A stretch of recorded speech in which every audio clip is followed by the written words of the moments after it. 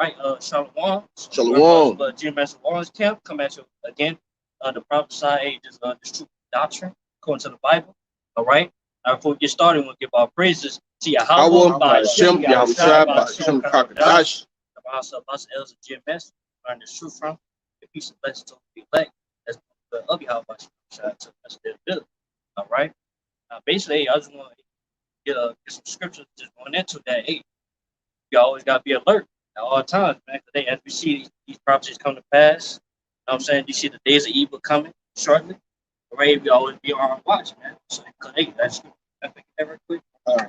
It's the book of Romans, chapter 13, verse 11. It says, "In that knowing the time, that now it is high time to awake out of sleep, for now is our salvation nearer than when we believe." Yeah, but knowing the time, hey, now we gotta stay watching, be alert, because hey, our salvation there. All right, hey, any day now, hey, outside to deliver this thing, man. All will we be part of that. That's right. By us knowing the time, hey, we measure the time diligently. Look at these news articles, you know what I'm saying? Everything we watch, every look at these scriptures. You know, that let us know that hey, outside on its way. Because I wish they go to look at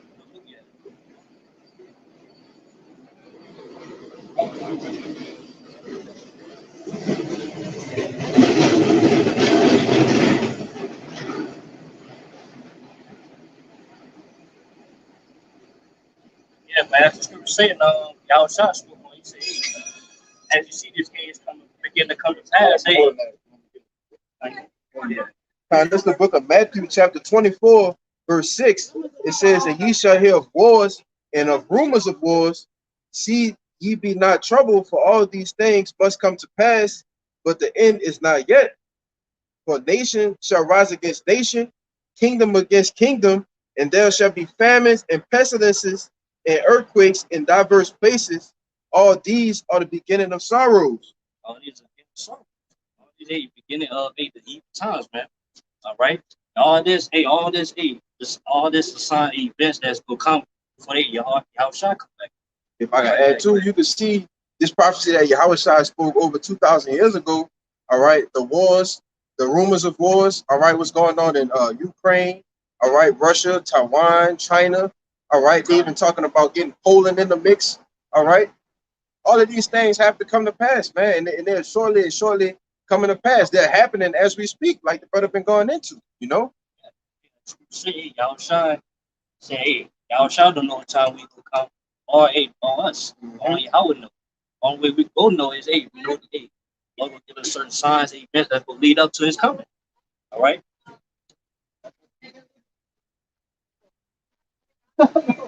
Ephesians 5 and 16, 5 and 15. See then that ye walk circumspectly, not as fools, but as wise. Yeah, we gotta be wisely, you know. First, hey, be circumspect where we going, be alert at all times. Right? We all gotta be on our square. You know what I'm saying?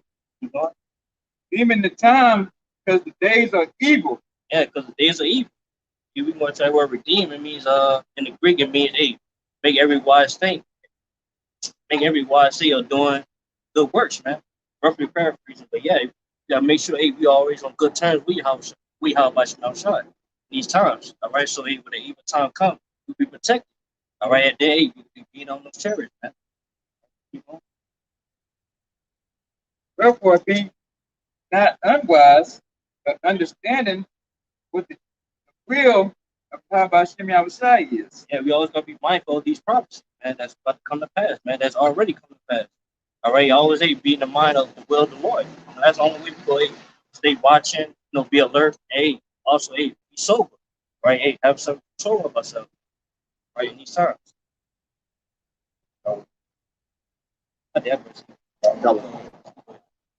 It's you got more?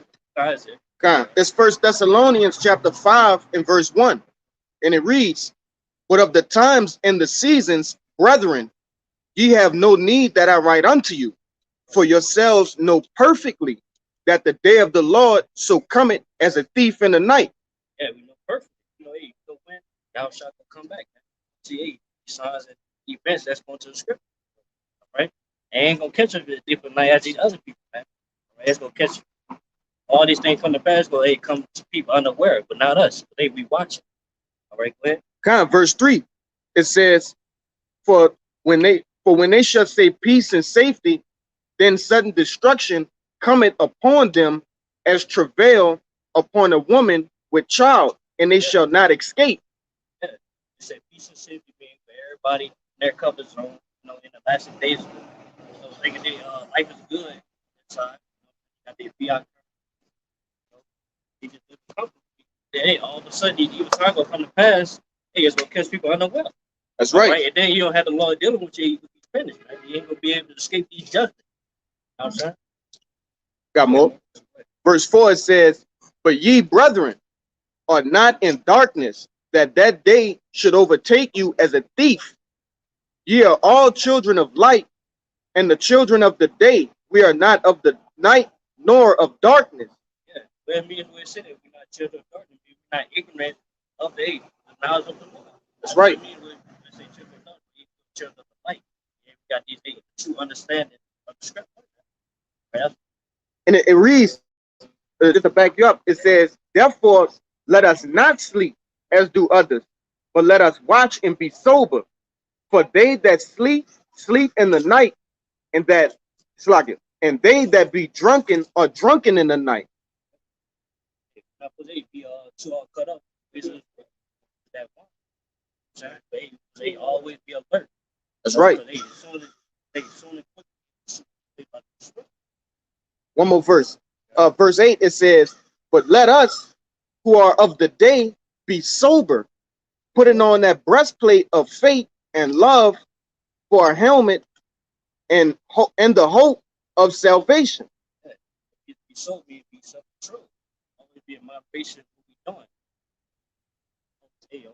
Hey, keep ourselves hope. Matter of fact, get 2 Peter 3.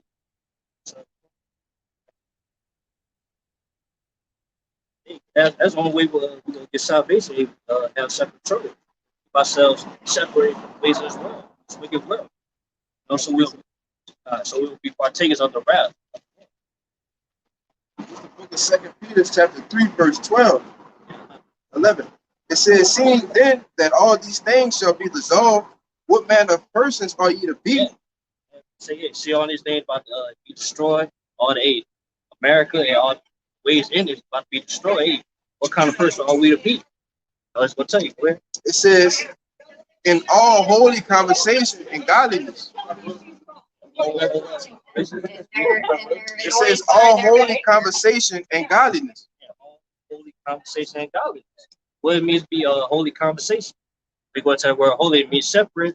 We're going to our conversation, the Greek and the stroke, it means a conduct.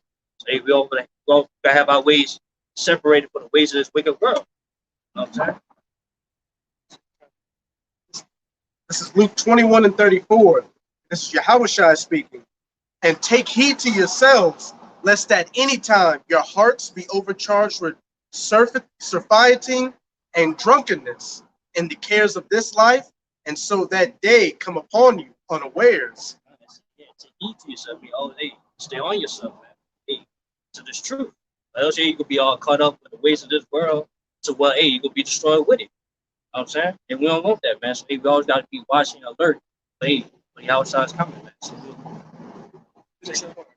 I'm gonna say, yeah. So hey, we always gotta stay on top of ourselves, man, so we don't be caught up with the ways of this world. Yahushua gave that parable about that servant that saw that his master was delaying in coming. So what did he do? He started drinking and eating and beating the other servants until his master came when he didn't expect him and you hewed him asunder. You don't want to be in that position to where you see that we know the prophecies are coming to pass, but to your mind or whatever, you think it's taking its sweet time so you can, get settled on your lees and take a break on things. Hey, before you know it, the judgments are going to come, and you've been spending so much time bullshit that you're going to be caught up in that judgment as being that slothful servant.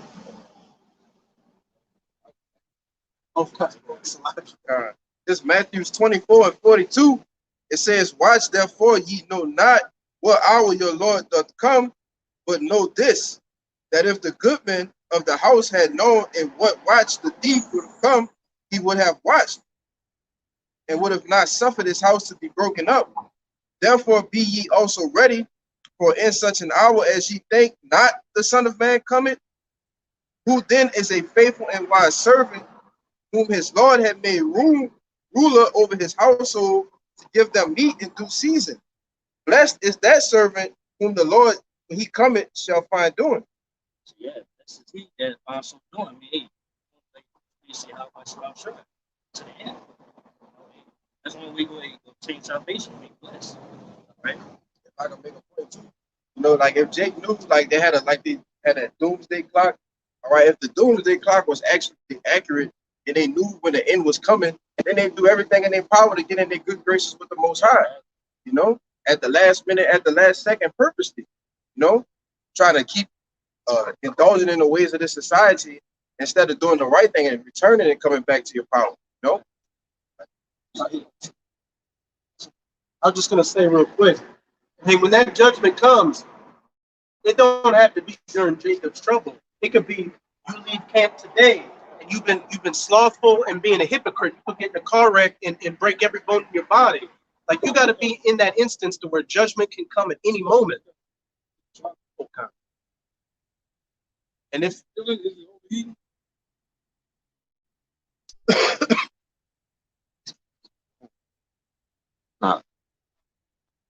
choppy on the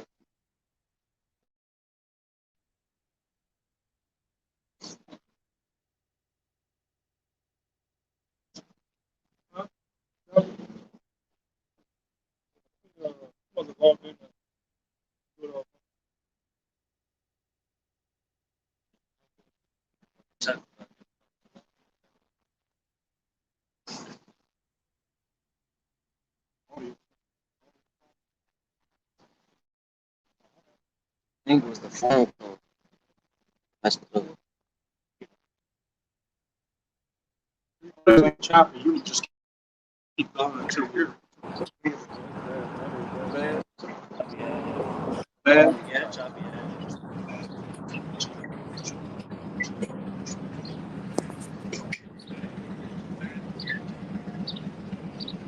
You get out of there.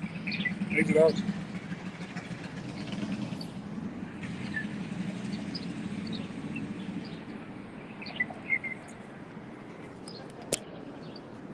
Take it.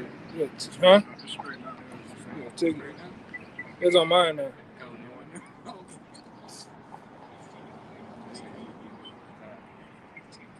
Yeah, it's a lot of age. We're dealing with the technical difficulties, man. But hey, just gonna keep it going, man. But hey. Hold up.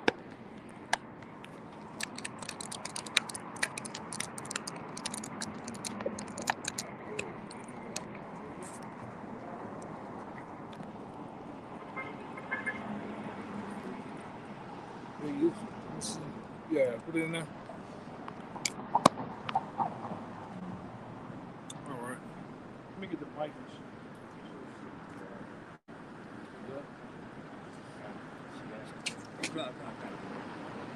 This is 2nd Ezra 9:1. He answered me then and said, "Measure thou the time diligently in itself." Yeah, how we measure the time. We filter everything through the scripture, man. For everything that's happening in the world, we filter through the scripture. That's how we measure the time diligently. And when thou seest part of the signs past, which I have told thee before.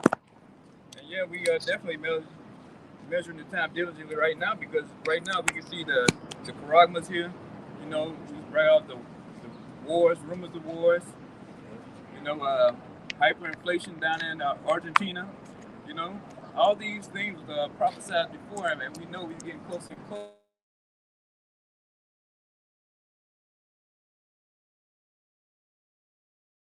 People who not on their watch, they're not sober-minded. They out here doing whatever the hell they want to, when they want to, man. They're not doing the really how I should be outside at all.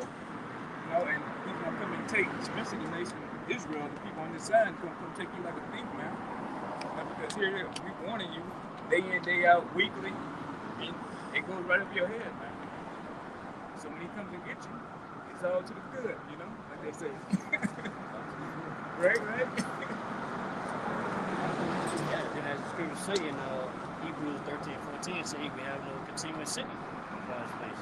So everybody's knowing that, say, hey, you see one to come, because hey, the king. You know, so everybody's knowing that, even not because they side minds, you know, being too much in America now. All right, because it's something about to be destroyed.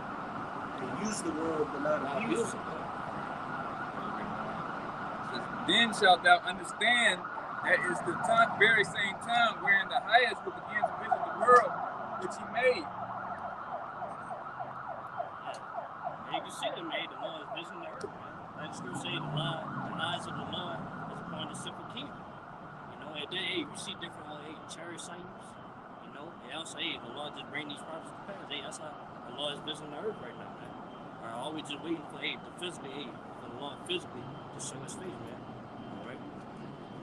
Therefore, when there shall be seen earthquakes and uproars of the people in the world. And we see that now, different earthquakes in different countries. You know, you see uproars of the people. You know what I'm saying? Because the jobs is being finished, man. It's being collapsed. You know, also hyperinflation that's going to run out. People mad, man. The uproars, man. Right? And like I say, with the earthquakes, just over the last couple of days, you had an unheard of earthquake since the 1800s happened around New York City, and then that one around New Zealand where it caused a tsunami advisory warning.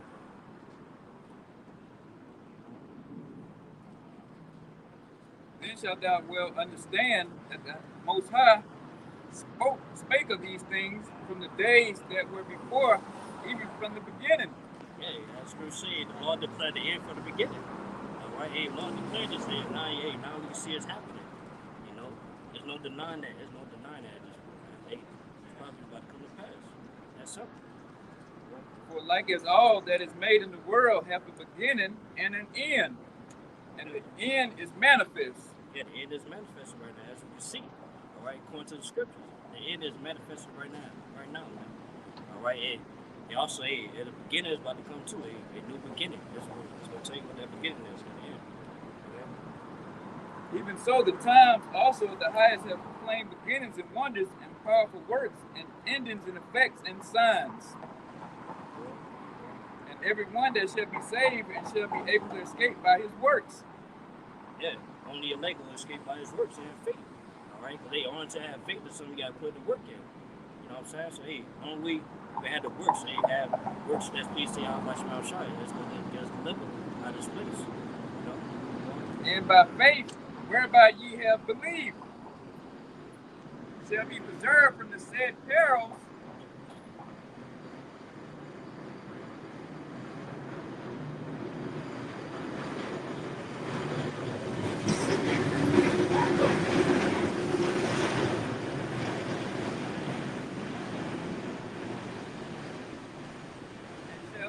Salvation in my land and within my borders, for I have sanctified them for me from the beginning. Hey, the Lord, he sealed the elect from the beginning. You know, he sealed all the men, women, and children that were set up to be delivered. He sealed them from the beginning. All right, so Then shall they be in a pitiful case, which now have abused my ways, and they that have cast them away despitefully shall dwell in torments. Yeah. Hey, everybody else that's not of the elect, they could be in pitiful case. You know, they could be shamed. You know, because they listen to, they take this grace period seriously. You know, they walk by the prophets. You know, they ignore the prophets, man. They ignore the Lord's message. You know, they refuse to repent, so therefore they could be in pitiful cases. And then they ain't not going to deliver them in that day. For such as in their life have received benefits and have not known me. Yeah, they see all the benefits of the world, but yet, they don't take time to know the Lord.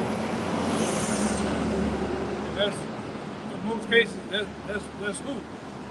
People that have received benefits and have gone to college, got a quote unquote Masonic degree, right? You didn't made it big for the hip hop world. You done made it big for the movie world. So what happens? You don't have time. You don't really have time for the Lord. It's like asking one of those guys. It could be any one of those tribes. It could be that nigga LL Cool J. He don't have time for the Lord. You gotta get them movies in them sitcoms and shit. Right? They got time, and they'll tell you. Some of them niggas will tell you, I ain't got time for that shit. Right? the Beyonces of the world, they got time to serve the Lord, man. They got their whole time fully in serving Satan. That's who they serve, all right? Anything outside this truth, you serving Satan. Whether it's directly serving Satan or indirectly. And the bulk of you people, you indirectly serving him. You know, without even knowing it. These holidays you get into, all right? These different celebrations and like down here, they always into these festivals. And when you go search the name of these festivals, they go back to different demonic fucking deities and shit, man. Okay? But this is what the society is all about, man. Getting those benefits so you can climb that economic wicked ladder, man. Which the ladder, we go into it time and time again. That ladder is burning, man. It's on fire. Right? The whole building is on fire, getting ready to come down, man. Go ahead, you got more, right?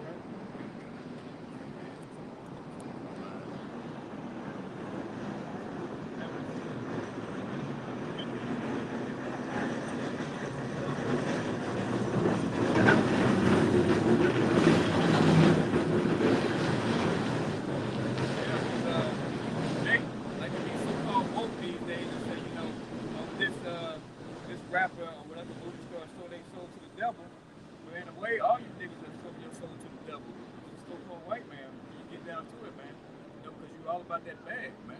You know, and that's how he compromises you, man. You know, and it's all about the money, so you can't say, oh well, you know, so all you niggas in on it, on his riches and his goodies, man. Right. And that's all you niggas ever look at, man. You don't want to do this work. You're just trying to serve Esau. Sit back with your degree on the wall like the brother's bringing out, you know, and boast about his society, man. The bulk of you worry about what people gonna say about you, man. You don't give a damn. If you in this truth worrying about what somebody's gonna say about you, you already started off losing, man. Look at these people in the world. They pedophile, they freaks, all right? They from Lithuania. What I said the other day. Lebanon. They from Lebanon. All right, they all Lebanoned up. All right. So what can you do in this world? Nothing, man. Everybody is a weirdo. All right. Everybody is just around here sniffing chairs and shit. All right. It's nothing to do in this world, man. Huh? Aggressively, man. Yeah. So what can you do? Look, another weirdo. It's stuck, man. It's Eve. Got toe bandits out here.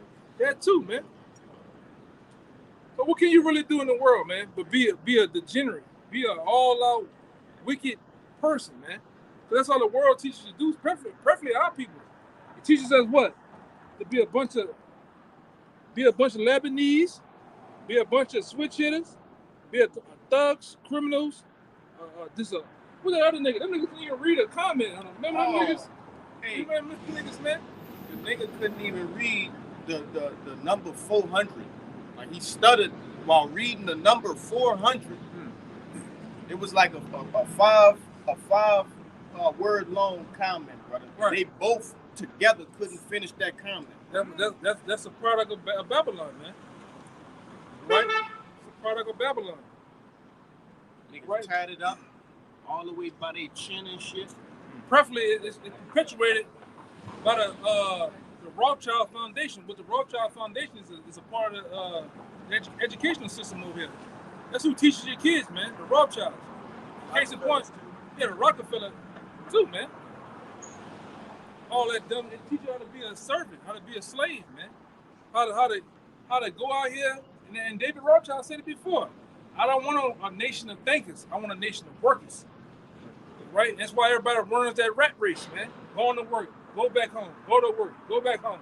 And guess what? The TV and these pedophiles and these teachers, the bulk of them ain't nothing but a bunch of petties too, man. Yeah. The white woman sleep with you in 0.9 seconds, man. Yeah. All right? I don't talk about the men. The men will get down on your daughter or your son. And your dog. And your dog too, on pet day, if you don't look out. Yeah. So it's this whole setup is wicked, man. You know, go ahead on. Yeah. And they that have loathed my law, yeah, while they have yet liberty. You want to get it? You want to get it? I got it. So yeah, they lowering the law. I mean, hey, they despise the law, statute, and commandments, man. While they had liberty, while they had the chance to, repent. They not taking it, man. They're not taking it for granted. So definitely they will be destroyed. And when as yet place of repentance was open unto them, understood not, but despised it. Yeah, how does repentance open up? By you seeing the prophets. Because they assume, the law is about to shut down the ministry. Well, their door of mercy is about to be closed. So keep on, bro. The same must know it after death by pain. You're gonna know death by pain. So you're gonna know the law by going through that pain. You're gonna know the missiles, man. Jacob's trouble. Yeah, Jacob's trouble. Or just an everyday wild crazy nigga blowing your head off, you know? Hey, you just pass out by seeing there's evil. We that, bro. Yeah. We just talked about that, bro. Yeah. Hey, man, go, they go down just panic attacks, man. Yeah. Heart attack, man. Texas Cowboys on here. Shit. Yeah.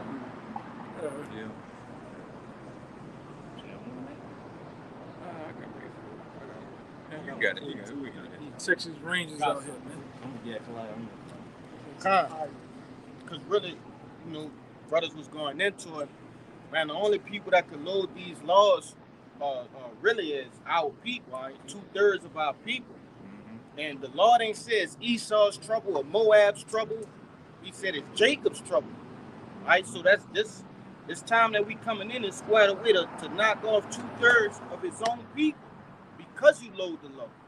I'm gonna get a quick scripture to back that up. This is 1 Peter 4:17, and it reads. It says, "For the time is come that judgment must begin at the house of Yahweh, not at the house of Moab or Ammon or Ishmael, right? But at the house of Yahweh, okay, Israel." It reads, "And if it first begin at us, what shall the end be of them that obey not the gospel of Yahweh?" Right? I want to say this. Why is that? Why is the Lord beginning at his house first? Because the reason why, give me Lamentations 4. Okay. We were supposed to be the perfection of beauty, man. We were supposed to be the beacon of righteousness, the beacon of light. What we turn out to be?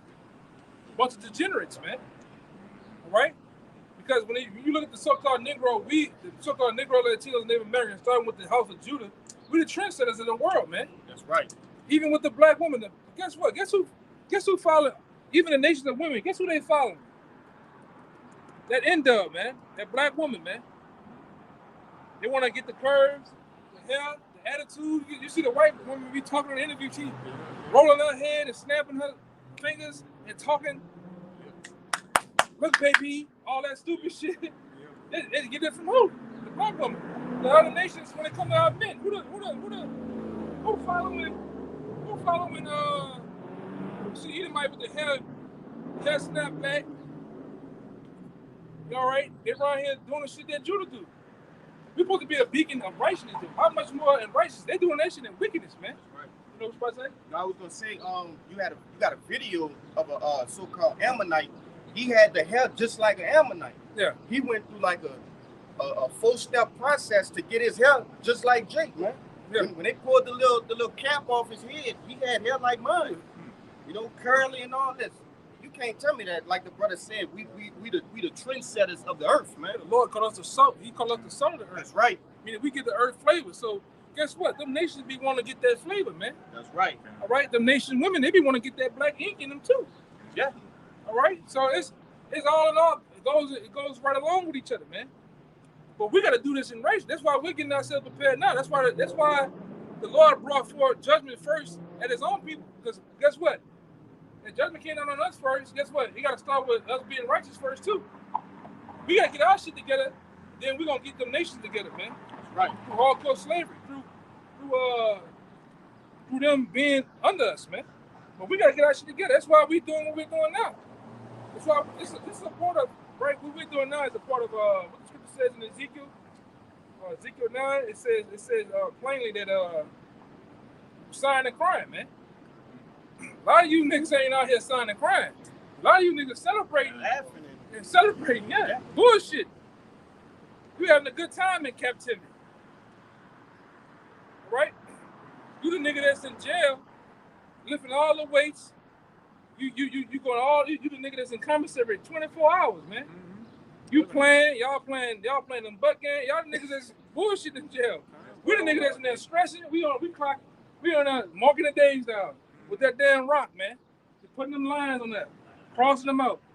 We ready to get the hell on out of here, man. You niggas having a good time. Doing whatever in jail, man. TikTok challenges and shit. Yeah. You the nigga, you got that nigga that staying that flip phone, you up there celebrating on the video rapping. Still in jail though, man. You dropping a whole mixtape from the fucking the prison system, man. Meanwhile, like I said, the real man, he thinking about getting the hell out of there, man. Or escaping some type of way. Go ahead, Doc. I got the scripture. Oh, go ahead. I'm gonna give it back to the brother. It's Lamentations 4:1. It says, "How is the gold become dim? How is the most fine gold changed?" Right. That's referring to us, man. We were supposed to be that shining gold, man. People held in high regard, in high place, man.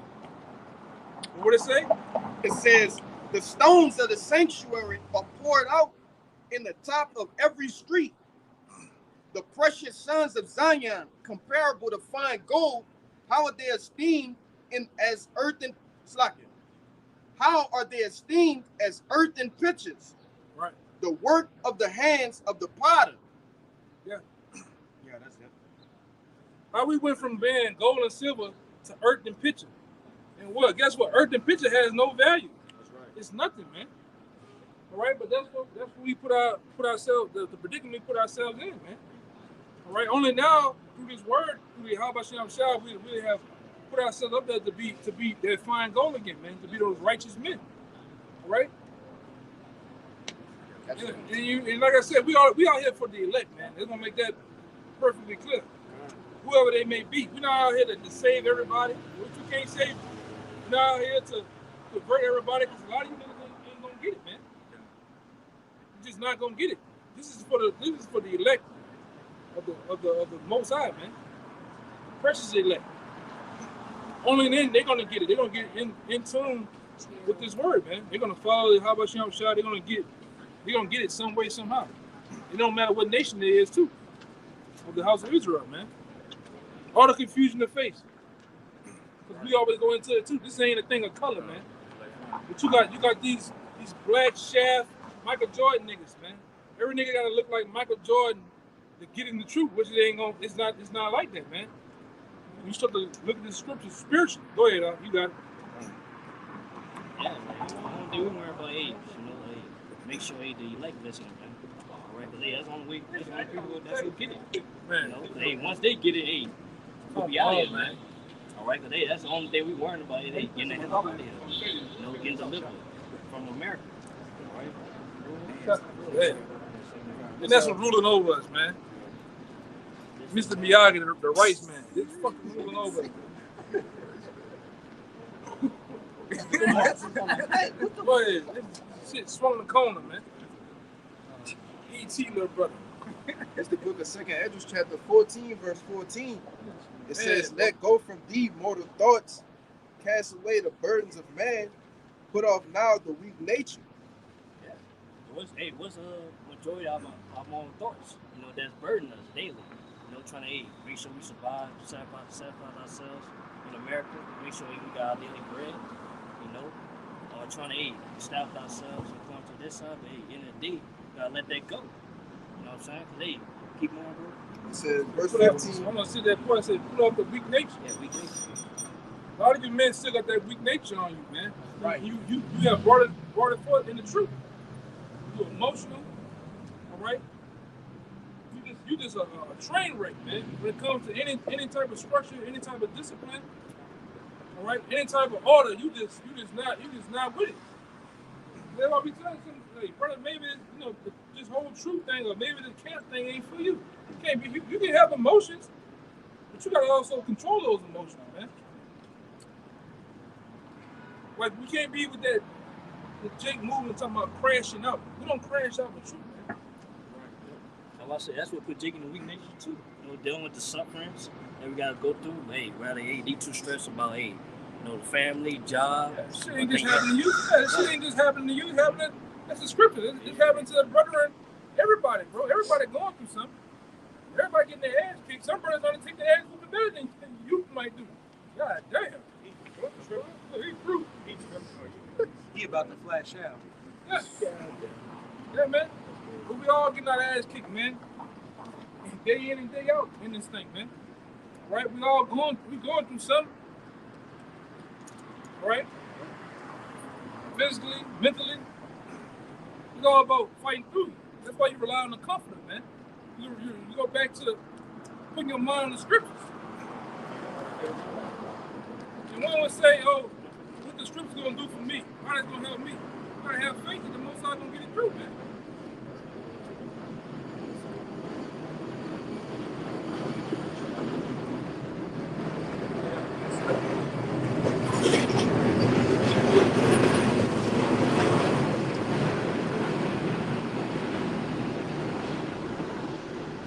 Back in 2nd Ezra chapter 14, verse 15, it says to set aside the thoughts that are most heavy unto thee, and haste thee to flee from these times. Yeah, it's the only thing we gotta worry about. Hasten to flee from these times, man. As we can see, all our sufferings that we're going through on this side is about to end. You know, as me and that brother, we just talking about, our sufferings that we're going through right now, it's about to come to an end. You know, we're about to be in the kingdom where we ain't got to suffer no more. All right, but as of now, we got to deal with these sufferings, man.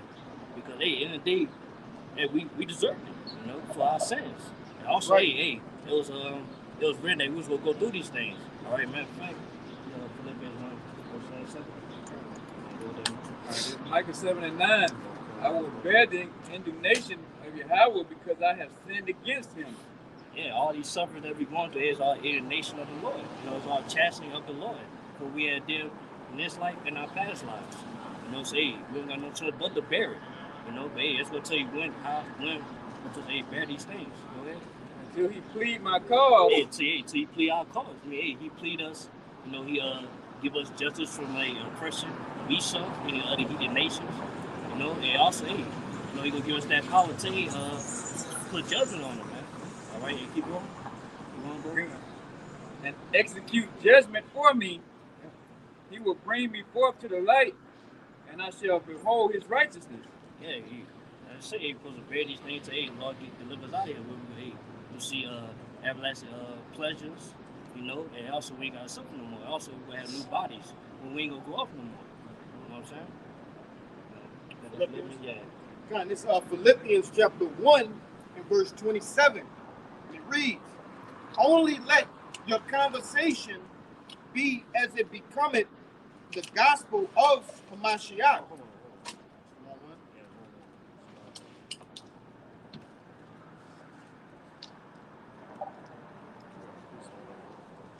2 and 9. Yeah, 29. God, this is Philippians chapter 2 and verse 29. It reads, receive him therefore in the Lord with all gladness, and hold such.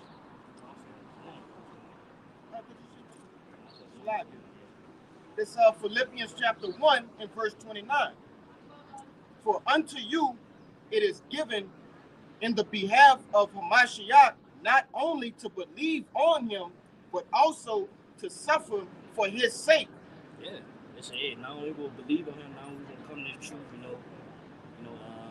claiming that we the Israelites, not only will hurt these rights and acts, going to camp, reading precepts, going to teaching this true doctrine, but we also gonna be suffering as well.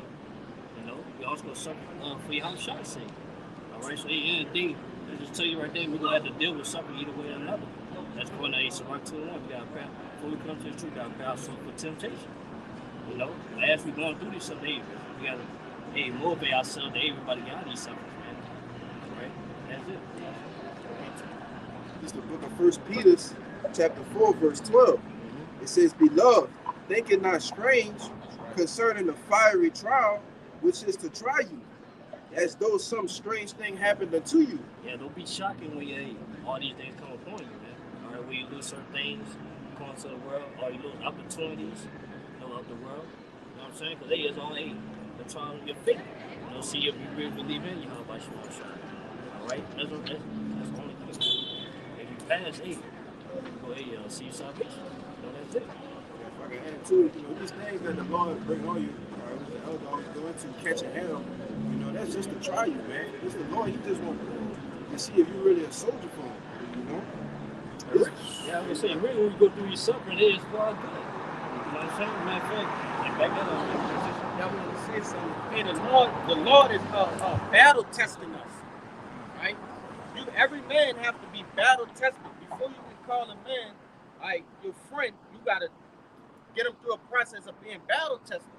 And that's what we going through. And the ultimate, test of being battle tested is what?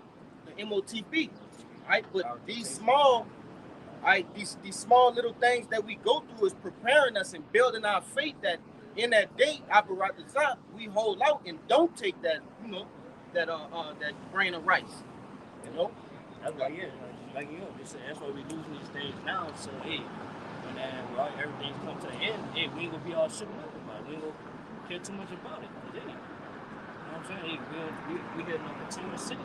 We see one to come. Our mind's set going to heaven. That's why the scriptures say, he that loses his life shall find his life. And he that try to find his life is going to lose his life, man. You do the math. Which is going to another translation and say, if you hang on to your life, you're going to lose it. You're going to be burned up with it. Hey, everything going to America will be burned up. You know what I'm saying? So if you hang on to it, you're going to be burned up with it. But if you lose it, you let it go, you're going to be saved. That way you can see 100 foot the kingdom.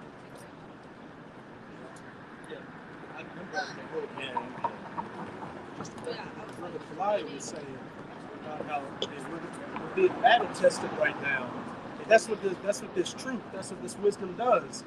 It tests you to see whether you're worthy or not to, continue in it and ultimately seek salvation. Because through the years, we see many people that couldn't step up to the challenge and got cast to the side.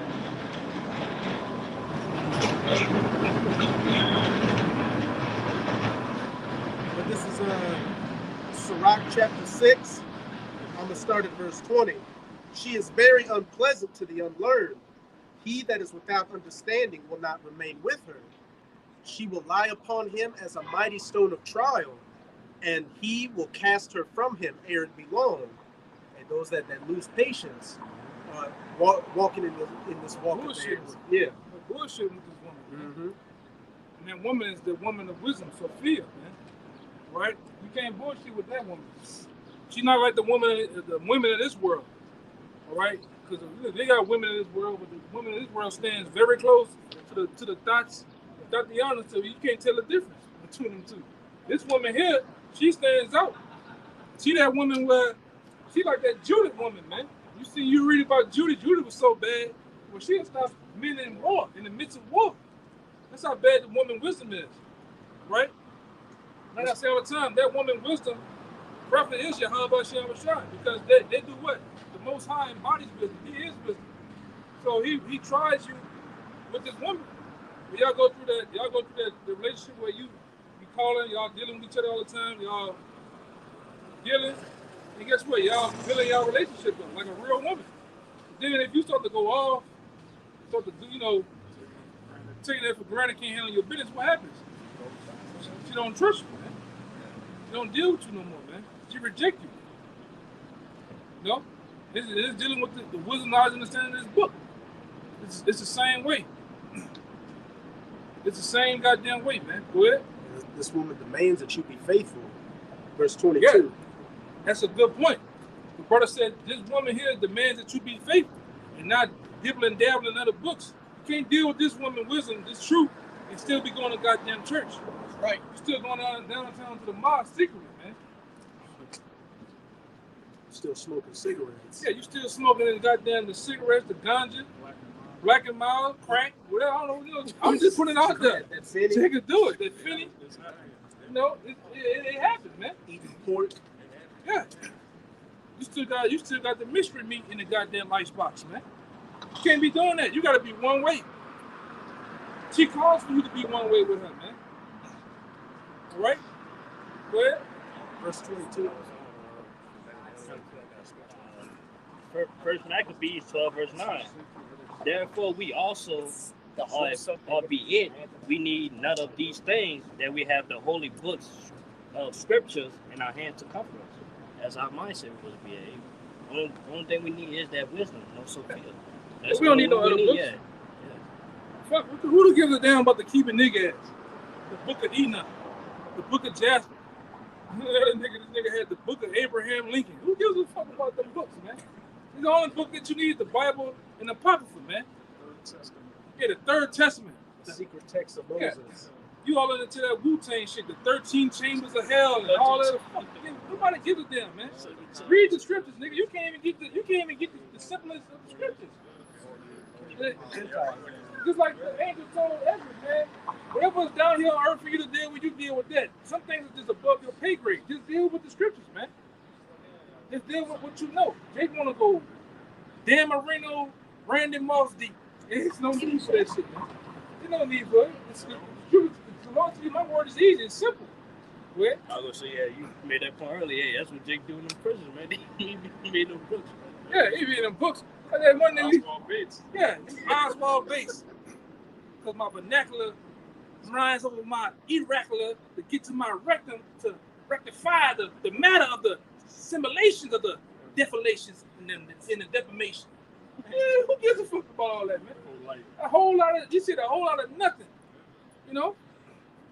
Truth is plain, man. That's Jake, who's your enemy? You know who he is, you know. Hey, you gotta look around. Yeah. Now, knowledge is power. Yeah. They say the saltines, brother. Truth to power. Yeah. Yeah, man. Ain't nobody need for all that shit, man. You oak wearing niggas. You Pan African. Green, yellow, yeah, you green, yellow, and red wearing niggas, man. They don't need for that shit, man. They ain't got you nowhere. Them stinking ass Africans don't want you niggas over there. And now I have not seen now nigga in America yet put a bone in these goddamn lips. I ain't seen you niggas put the rings around your neck to make your neck long. All right, you ain't put them bones in your ears. And you niggas damn sure ain't circumcised that black woman yet. You haven't seen it. You haven't seen it. But you niggas Africans though, man. All right? You niggas, you everything under the sun than what you supposed to be. But you come up against the men of the law, tell you your nationality. Tell you the history of how everything got started. Went all through the Byzantine Empire, the Roman Empire. But yet this is, man, them niggas crazy, man. You can't get with the Most High. You can't get with the discipline, man. And we done seen time and time again that you guys are thinking you got it. How far did they get you? Nowhere, man. I gotta do this. I gotta do this, brother. Hold me back. I gotta do this, brother. That's it. Only last for so long. You gotta get under men. Every man in the Lord, every man in the Lord, man, had somebody they got under. Paul got under Gamaliel, man. Right?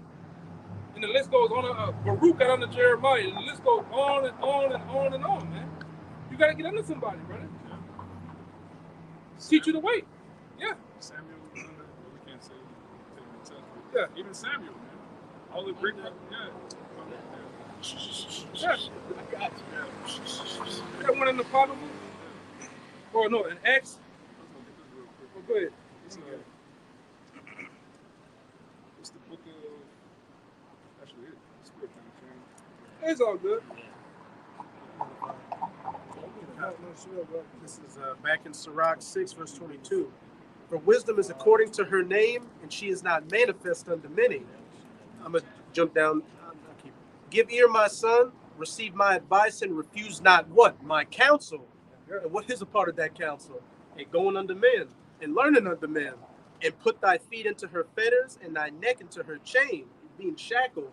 And when you're restrained, you don't have that much movement to move around with. And that's what this truth does. It keeps you on that straight and narrow path. Locked in and focused. Yeah, you locked in.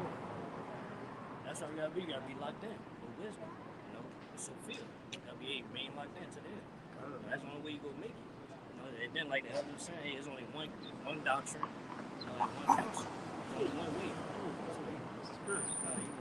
And back around. This is Sirach 6, verse. We'll start with 6. Be in peace with many, nevertheless, have but one counselor of 1,000. Yeah, one counselor, yeah. Whoever teach the 100% true doctrine, we believe apostle GMS. The council, right? They go to the spirit, outside. Even outside, I am the way and the truth. As long as you don't deal with one group of men. He also said what? There's no way back to the Father but by me. By me. There's only one way back to the Father. You got to go back to the straight gate. All right? Jake trying to come up some other way, make some other doctrine, take bits and pieces of the truth. And I like the garments. I like how they get on the white man. I like, they got multiple wives. I like that. And then you just have some weird, perverse doctrine. Next thing you know, you in your living room screaming at the top of your lungs, man. It's bugged out.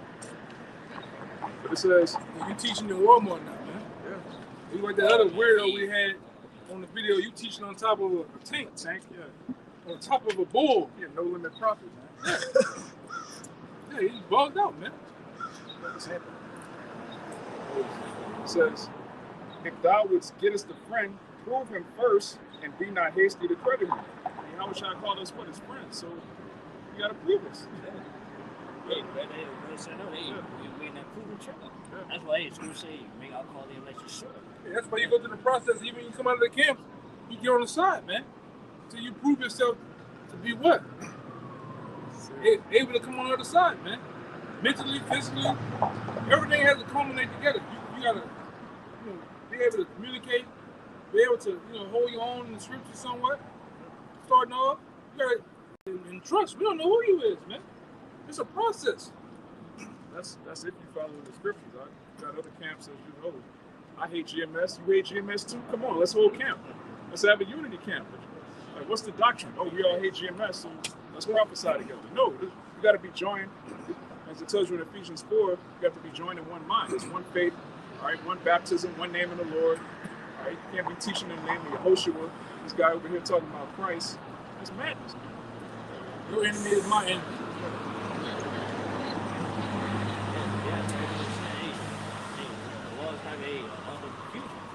Confusion when you're with a group of men, but y'all got different mindsets, different understanding of the scripture, man.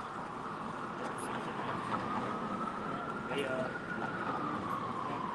even start saying the people that was saying we need teachers, to break all these scriptures. All right, that's the book of Hebrews, chapter 5, verse 12.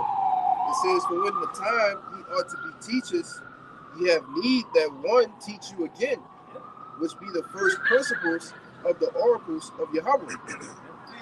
And I say, all for us to be a teacher, we need to be taught. Learn how to rightly divide the word.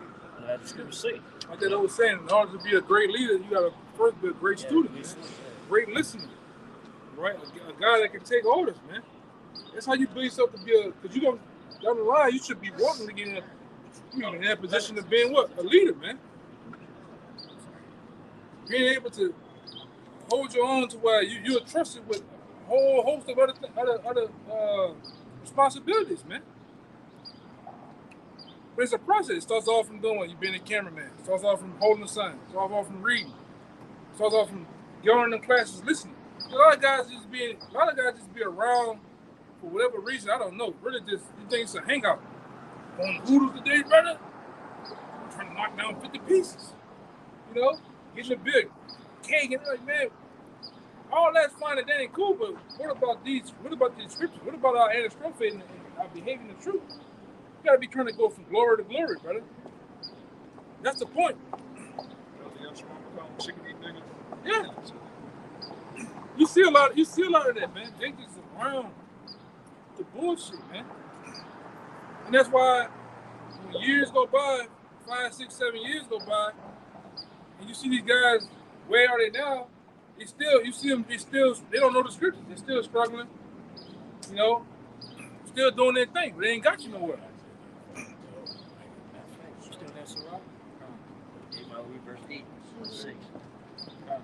Sirach chapter 6, verse 8. For some man is a friend for his own occasion and will not abide in the day of thy trouble. They just around to play their own train, their own vein occasion, man.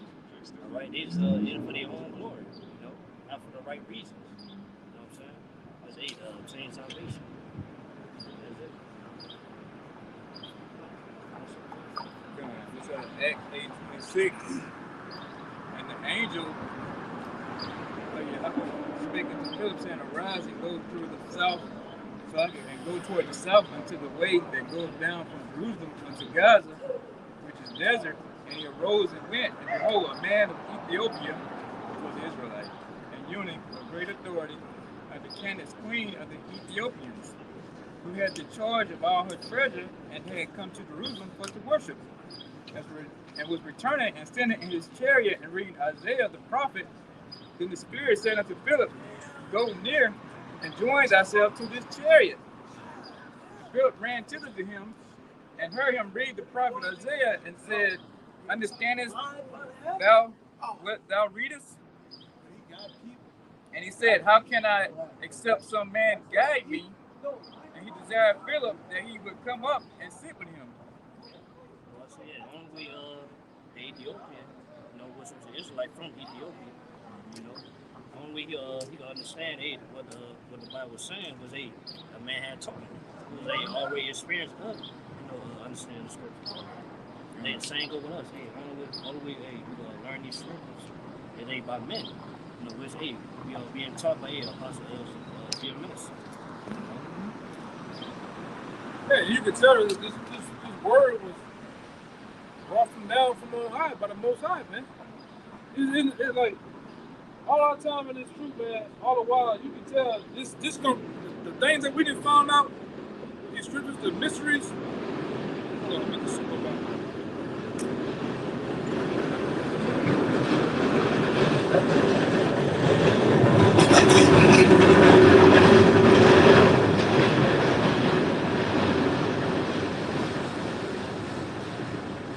You can tell this from the things that came out of the apostles' lips down to us hearing those things and seeing a lot of things of studying and things of our own. You can tell this come from the Most High, man. This ain't come this knowledge of breaking down of the revelations, the Daniels. You can tell that come from the Most High Himself, brother. Right? Things that have been revealed, the things that we didn't see. We didn't see the Lord revealed to us the chariots. All right, revealed us ultimately this knowledge, man. So this is a precious thing that we have, man. And it's given to you on men how to conduct yourself, how to be, how to wield this sword, man. Some guys they're like kids with this, man. Which this could be a good thing and it could be a bad thing having this sword. We've seen it. We cut your damn self, man. We didn't see guys cut themselves, man. Yeah, he agreed.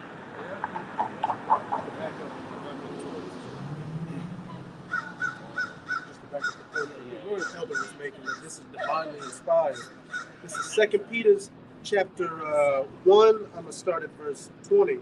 Knowing this first, that no prophecy of the scriptures of any private interpretation, for the prophecy came not in old time by the will of man, but holy men of the Most High spake as they were moved by the Holy Ghost. Yeah. They spake while they were moved by the Holy Ghost, man. Not of any private interpretation. This is all the knowledge, wisdom, and understanding of the Most High brought down unto his men, his prophets, to rightly divide and break down the scriptures. It came from him directly, man. It directly came down through men. How we supposed to do and conduct ourselves and be, right? While we here in this captivity, man. All right, we already going through shit in the world. I'll at least get this right. We're gonna get this right. You know what I'm saying? Yeah, come on, right? Hey, Ryan, when you read Sirach, the 6th chapter, you didn't do 32, huh? No. Come. All right, this the book of Sirach, chapter 6, and verse, starting at 33, it says, if thou love to hear, thou shalt receive understanding, and if thou bow thine ear, thou shalt be wise.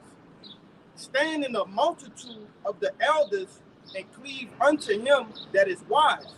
So you gotta come under men, right? You gotta love to want to receive understanding. It's not a thing of your own here. We all coming into other men's labors. You can't just come in here and just do whatever you want to do. Not a time in your life, I'm talking to you behind the camera, that you went in somebody else's house and ran it like it was your house. It always ends up bad when you do that, man. You end up getting thrown out. And it's the same thing with this. You can't come in here and just do your own thing. This not even for us. You know? This is your house. You can't come in here and do whatever you want to do, man. It's rules and regulations. And best believe the law gonna regulate, man. You know? What you got? Yeah. It's all about staying in that house as well. That's right. When we go stay in the house, hey, we listen. They always listening and hearing, hey, what the elders got to say on that scriptures. And we gotta also believe that, hey, what they telling us is that right instruction, 100% true. You know? I'm gonna say something too. And we all contributing to keep that house upright and going, man. That's right. Attending to the house. Everybody, like the scripture tell you about the body. Everybody plays their part in the body. Make the body go. Even the ear itself, earlobe itself plays a major part. You think, oh, they don't do nothing. The pinky don't do nothing, but the pinky, lose that motherfucker and see. Lose the pinky toe or your big toe and see if it's okay. Hey, what the name of boy? Deion Sanders. He lost some of his toes. He have a hard time walking. You know what I'm saying? It plays a part. Every part of the body plays. So you gotta play your part, man. You know? And be that with whoever you is, man. And learn to grow to other things too, where you can help out even more. Man, Felicia, bro. That look like Felicia. That was some it looking shit in Yeah. there, brother. Yeah. This is 2 Timothy 3, verse 16. All scripture is given by the inspiration of the Most High, and is profitable for doctrine, for reproof, for correction, for instruction in righteousness. Right. And just to back up again the point you were making, all this is divinely inspired by the Most High. And what? It's all for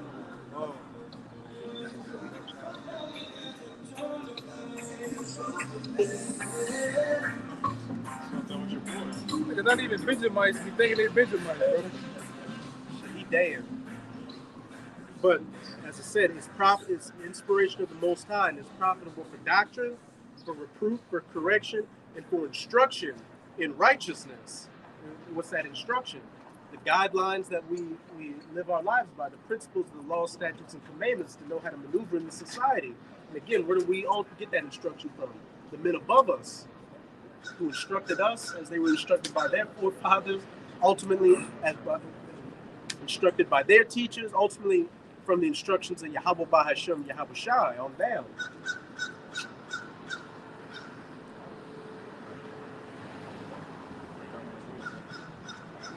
Back on what the elder said about the body having different roles to play. Is 1 Corinthians 12 and 14. It says, "For the body is not one member but many. If the foot shall say, because I am not the hand, I am not of the body, is it therefore not of the body? And if the ear shall say, because I am not the eye, I am not of the body, is it therefore of the body?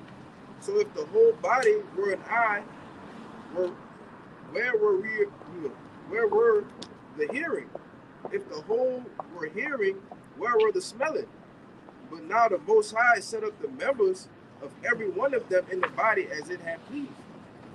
And this is going into, it's a chain of command, it's order, it's different roles that everybody, that's in its true place,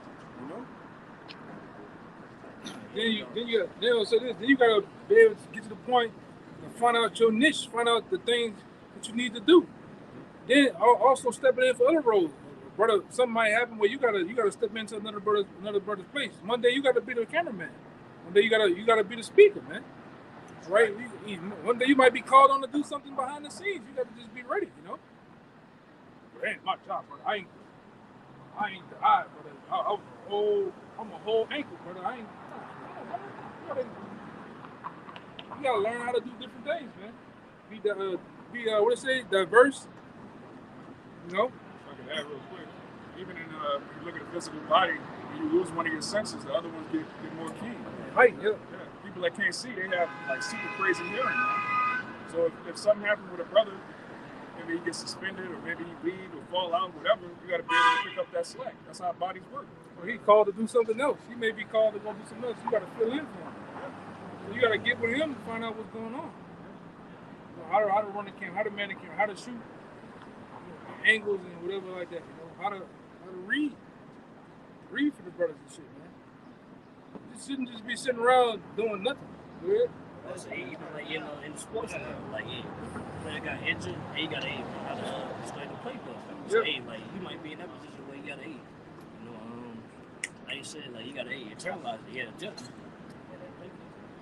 Like I said, if we supposed to be a nation of kings and priests, man, a king, he know how to do everything, right? He's trained on like being versatile and doing all sorts of manners of things, man. Right? A true king, he's not just gonna know one thing, right? It's not that. You about to see something? Oh, just say, yeah, king is diplomacy and art of war. Yeah.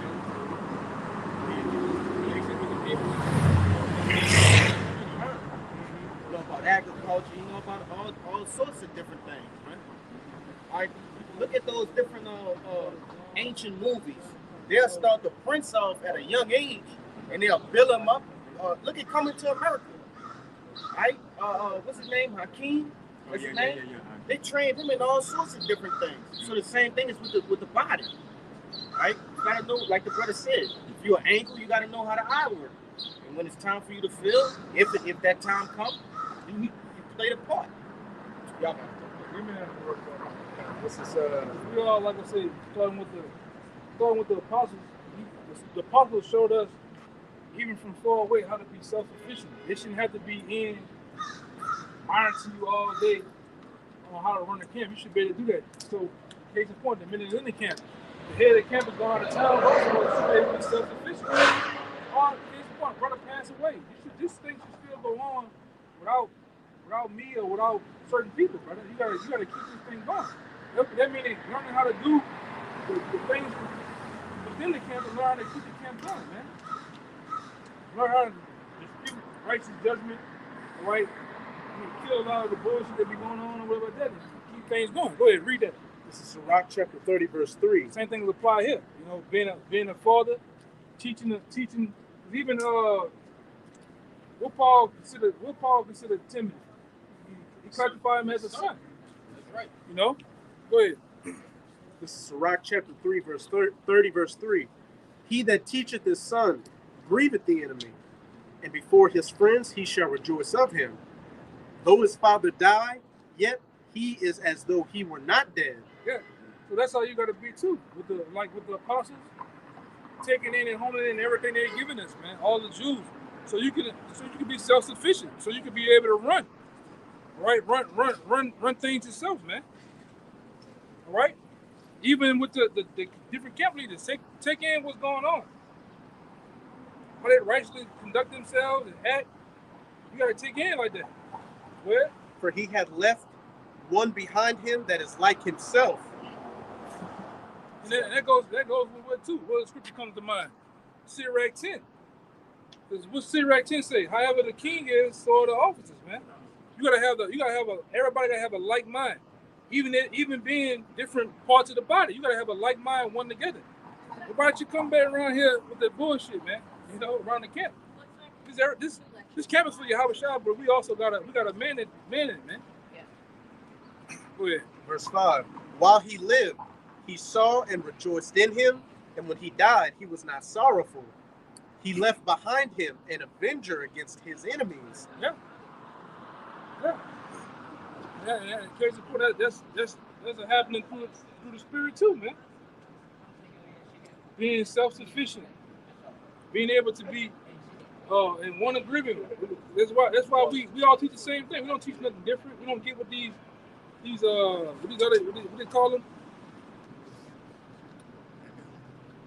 Yeah, he asking for it, man. Go ahead, asking for it. He left behind him an avenger against his enemies, and one that shall requite kindness to his friends. Right. What is this? A rodeo fest, cowboy fest going on right here? What's going on? I ain't seen that many cowboy boots in my goddamn life, man. What's going on around here? You know, but that's what's going on. You know, being self-sufficient, being a part of the body. Excuse me. Playing your part. It's 1 Timothy chapter 5, verse 17. Let the elders rule well, be counted worthy of double honor, especially they who labor in the word and doctrine. Yeah, the elder apostles labor, man. We are part of that. We are part of their labors. We are a product of those men and what they laid down before us, man. So, to Keith's point, even we always go to we give double honor to the elders, but you gotta give double honor to the men that were before you too. They are not quote unquote apostles, but they're elder brothers. They're the men that were set up. Because they paid the way too for you to get with the things that they harvest from the elders. They got. And they're supposed to go and then they're supposed to go down in line the same way. So that's why it's important that you pay attention. To take in what's going on. You take in the whole conduct, everything, man. Right? That's the true definition of a business. Is if you got a business where you're the worker, you're the CEO, you're the chef, you everything.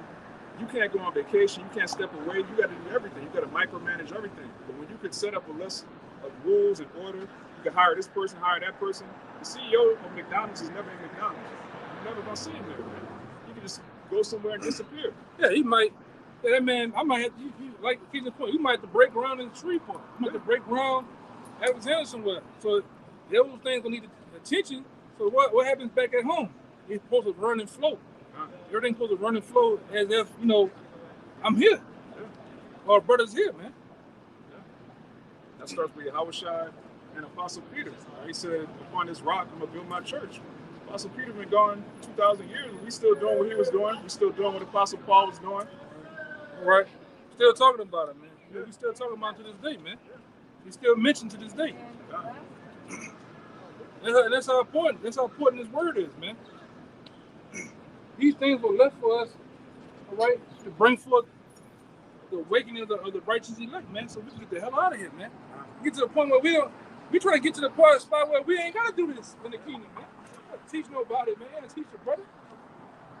We're gonna be able to lay up and basically reap the benefits of what? Of the teaching, man.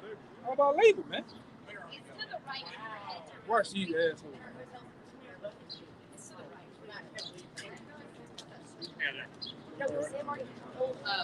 Okay, but actually, where we go? It does say, I promise you. Everybody. Weird. What you want that bird saying something? He screwed the whole mood up, brother. God damn. How y'all been? Go ahead, y'all. This is Sirach chapter 7, verse 29. It says, fear the Lord with all thy soul and reverence his priests. Love him that made thee with all thy strength and forsake not his ministers. All right, when you go into that word reverence, is honoring, having a form of respect to his priests. You know, chief, you start with the elder apostles and the elders over us, man. You know, we're supposed to have respect. We're supposed to honor those men who we learn things from. You know, if the Lord did set those men up, the elect would be getting raised up, you know? So you got like one more, two more. This is verse 31. It says, fear the Lord. And also, he swear you on a Harley Davidson. He swear you on some big shit. Yeah, he on some big shit. In verse 31, it says, fear the Lord.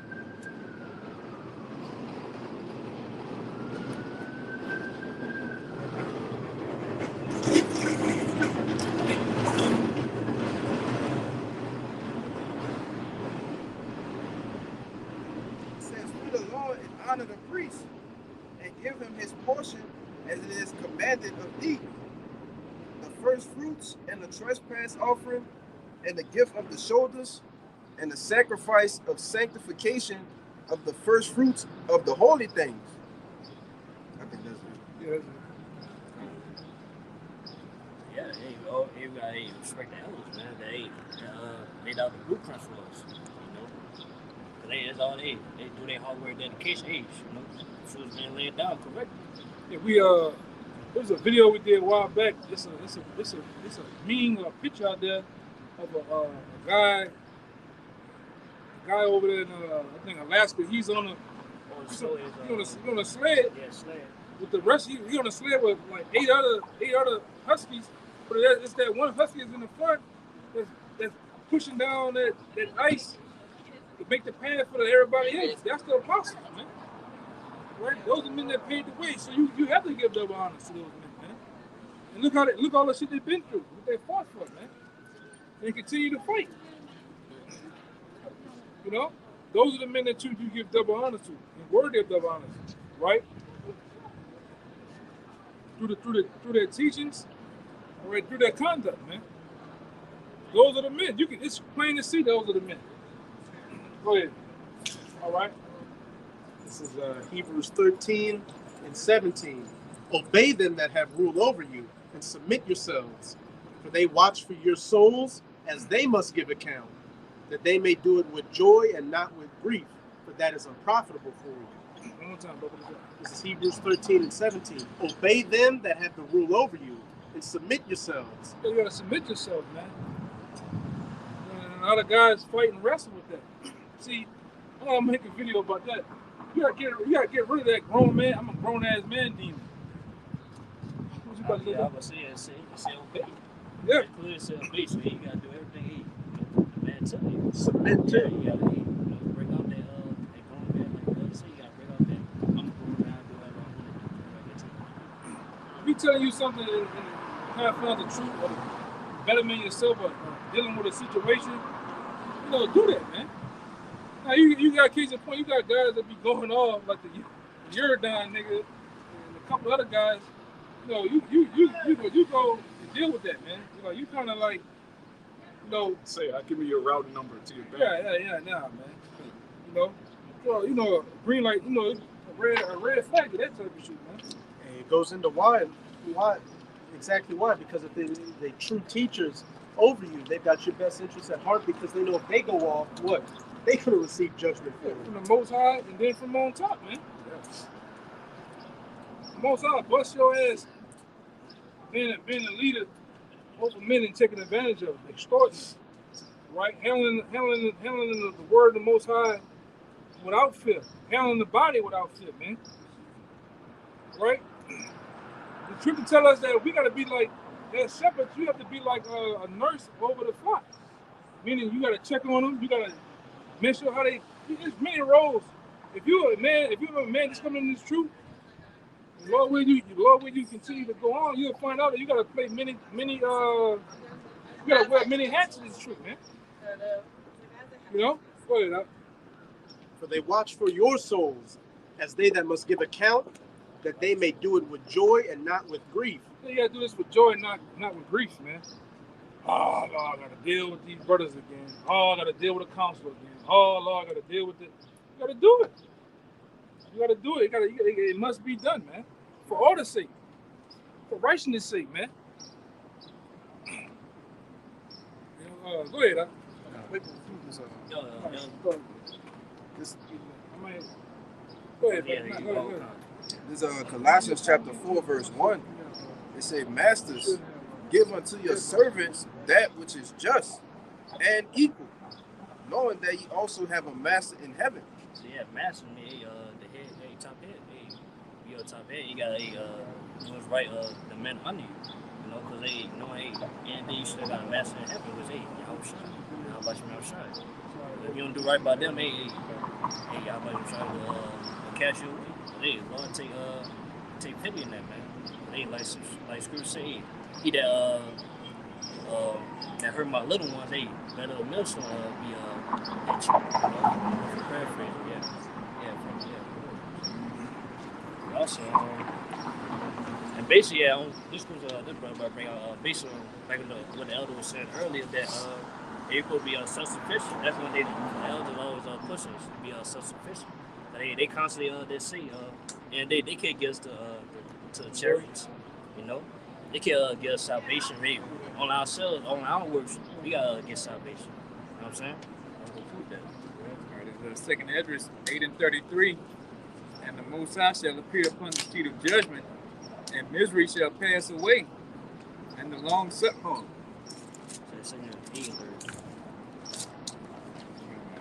Oh, okay, I'm tripping. I'm in 7. All right, this is second address 8 and 33. For the just, which have many good works laid up with thee, shall out their own deeds receive reward. Shall they own what? Own deeds receive reward. They own deeds. Hey, you gotta make it on your own. Hey, you gotta put your own work on. You know, just like that chick from Trans Day movie. You know, he told you just hey, you gotta put your own work on. Today we actually kill that chick, eat. You know what I'm saying? Hey, same thing go with us, man. Hey, we gotta put our own work. Or to obtain salvation. You know what I'm saying?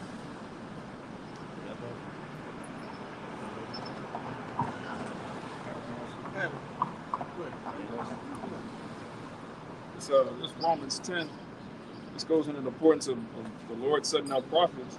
Romans 10 and 14. How then shall they call on him in whom they have not believed? And how shall they believe in him in whom they have not heard? And how shall they hear without a preacher? And how shall they preach except they be sent? So there's an order, man. The Lord sent out prophets to go out and preach the word. And if that never happened, we wouldn't know we're Israelites. We wouldn't understand the gospel. We wouldn't know the name of the Lord. So how can we believe on the Lord and be saved if the Lord never set up apostles?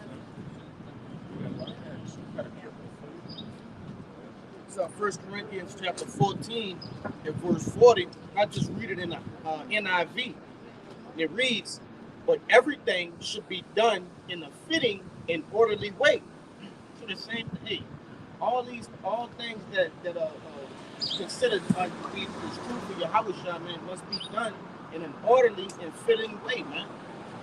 You know, you have to, in any skill, any art, right, anything that can be taught, you must have a master, you must have a pupil, right? You must have the men who grew in that thing, you know, under the master, right? It's no other way around that. We don't come in this world just knowing shit, right? You gotta go through the process. That's a process. It's a learning process. And you always see what happened to the nigga who think he got the big head. He think he know it all.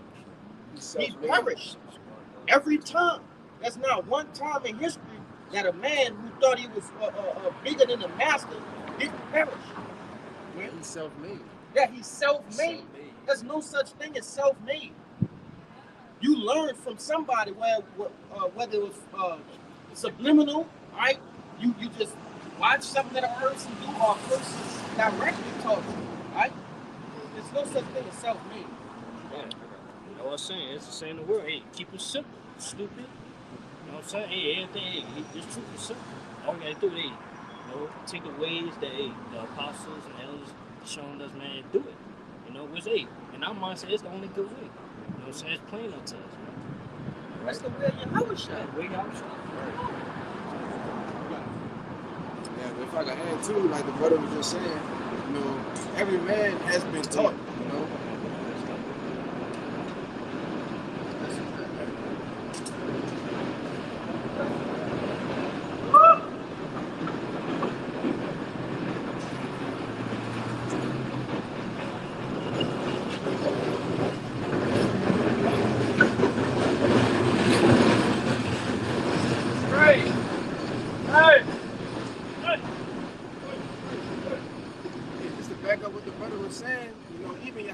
was taught.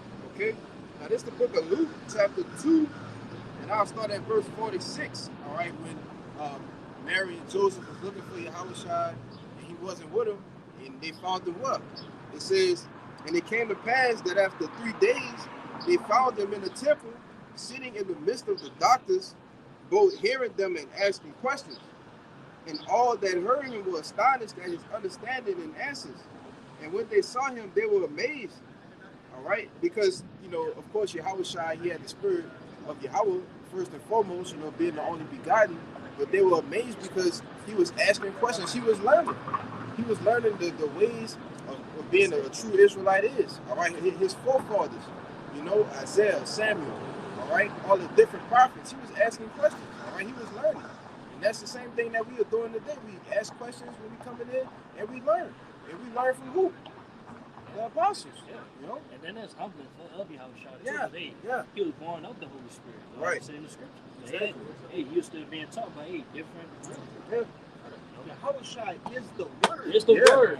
Yes. He is the word. Yes. You still at 10? Yes. Come on. You have no body, man. Back y'all brothers up. It's Galatians 4, verse 1. Now I say that the heir, as long as he is a child, differs nothing from a servant, though he be Lord of all. Right. So Yahushua was Lord of all, but as a child, he was a servant. But is under tutors and governors until the time appointed of the Father. That's plain, man. He was under tutors and governors. Yeah, that's why the scripture say you gotta be as that little children when it comes to this truth. Yeah. And you gotta learn everything all over again. You know what I'm saying?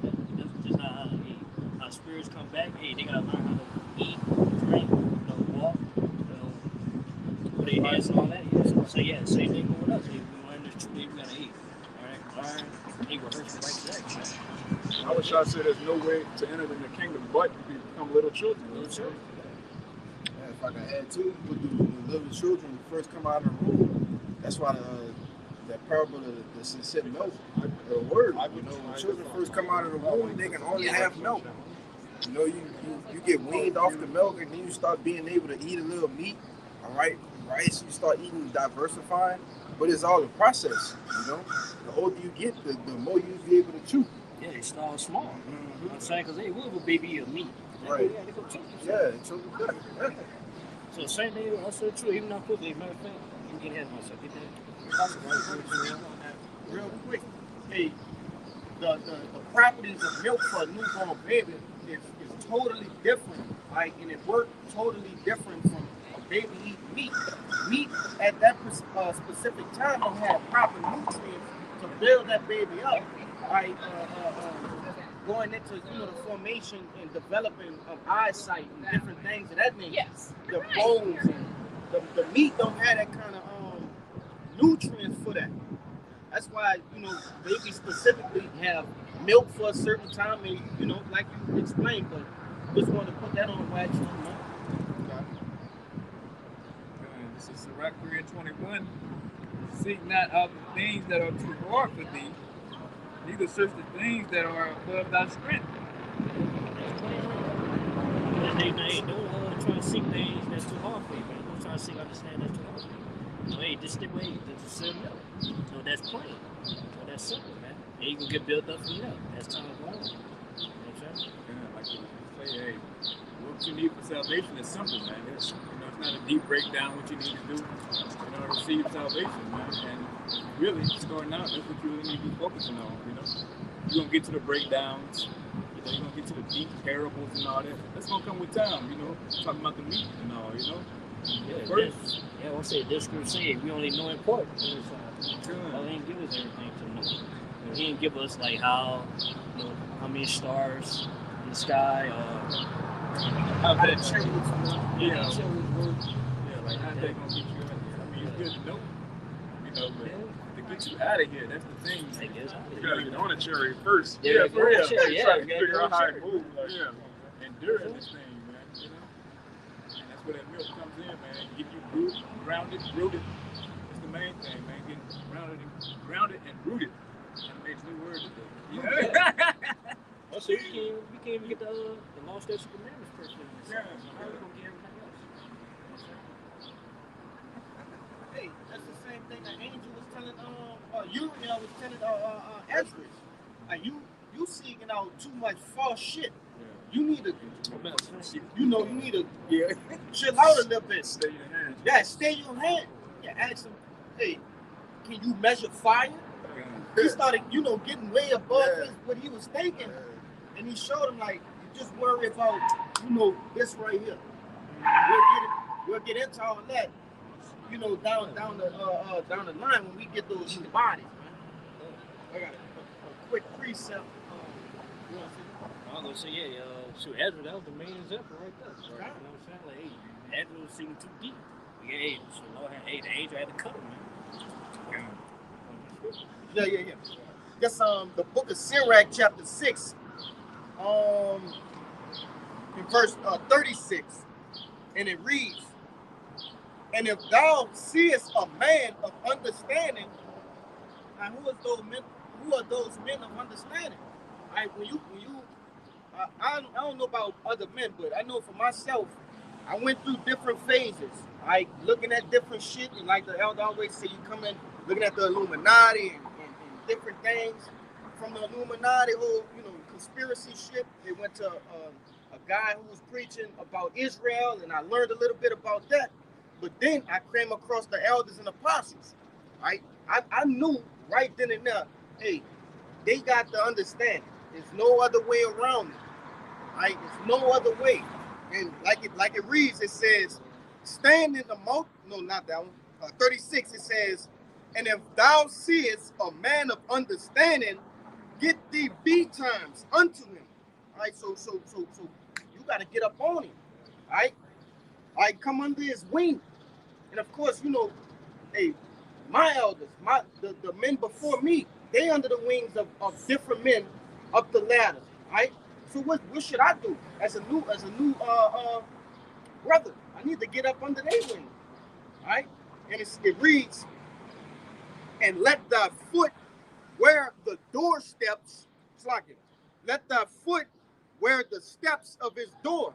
And I don't mean just walk to the brother house and you just at the man doorstep. No, you get up under that man and you learn, all right?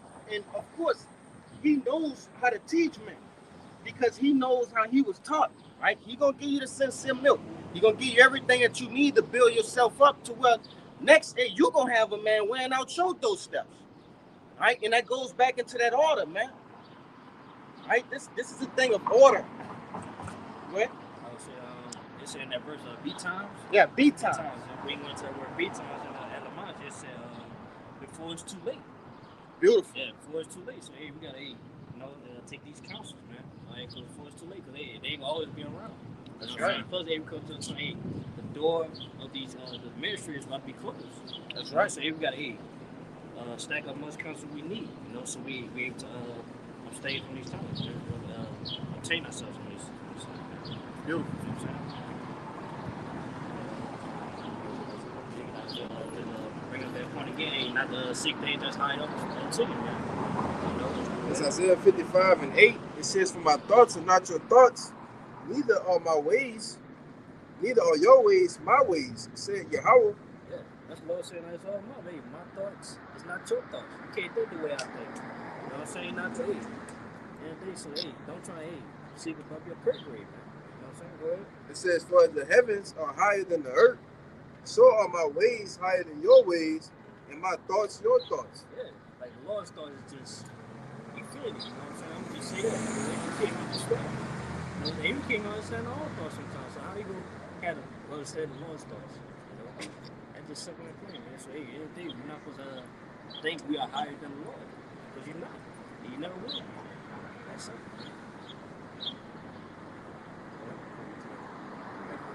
It's the book of Isaiah, chapter 28, verse 9. Whom shall he teach knowledge?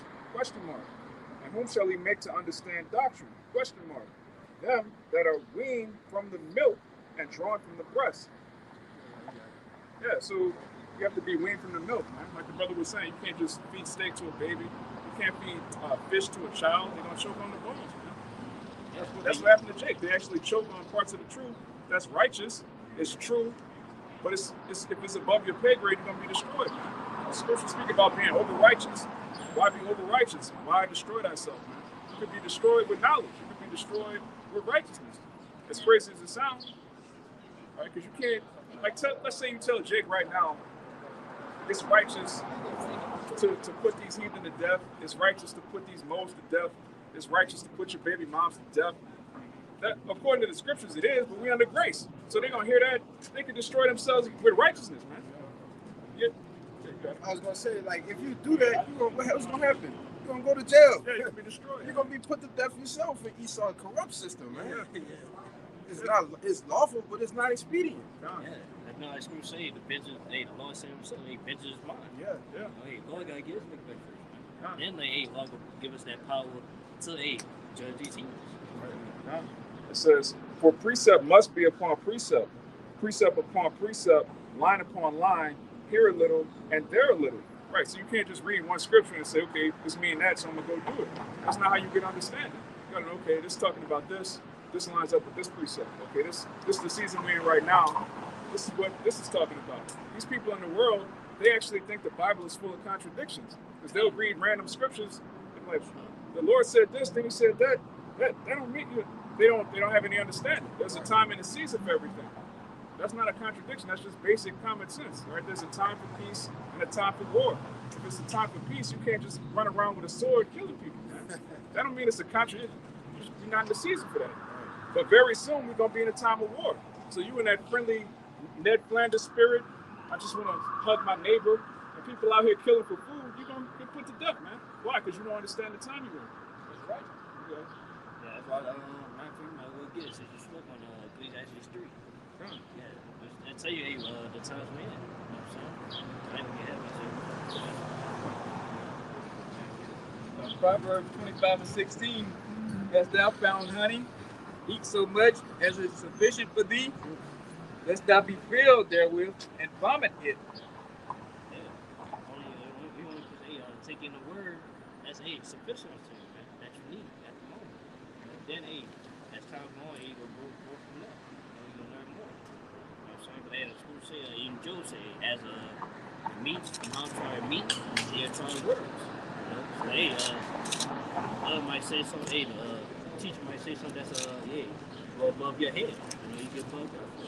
So you gotta have more experience. You know, or to learn those certain things. You know what I'm saying? Like that too, yeah. And doing with that, about the milk too.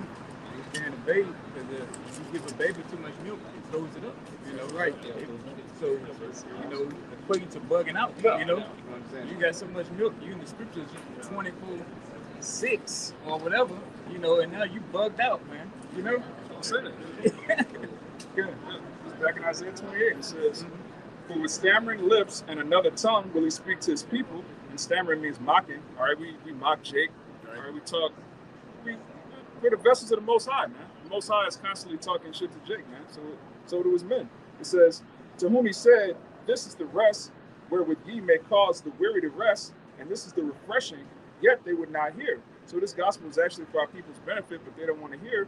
And so this happens. It says, "But the word of Yahweh was unto them precept upon precept, precept upon precept, line upon line, here a little and there a little, that they might go and fall backward and be broken and snared and taken." So it's like King David that prayed, what's to their benefit, let it be a snare and a trap to them. So this book is the only way towards salvation. It's the only thing righteous on the earth, and it's actually a snare to our people. They come across the precepts, they get bugged out, they start blaspheming, they start just speaking idle words that they're about to get judged for. That's the same precept upon precept that brings the elect into the truth is the same precept upon precept that destroys the 2/3. You got it, right? Yeah, brother, hey, come on that, man. Hey, as we get the scripture that Ecclesiastes 3, brother, he backs up saying, talking about the times we're in, man. Saying the times we're in, Ecclesiastes 3 is going to take. It's the book of Ecclesiastes in the Bible, chapter 3, verse 1. It says, "To everything there is a season and a time to every purpose under the heaven." It says a time to be born, a time to die, a time to plant, and a time to pluck up that which is planted.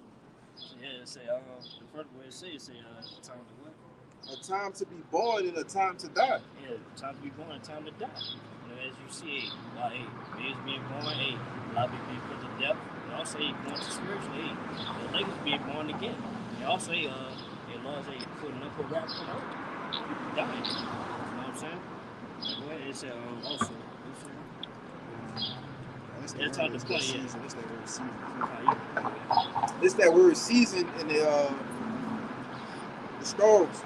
It says a set time, or appointed time, or an appointed occasion. All right. Yeah, we're in the end season right now of America. You know, like I said before, we in the series finale of America. You know, everybody, be a new season, man. The kingdom of heaven, the kingdom of Israel.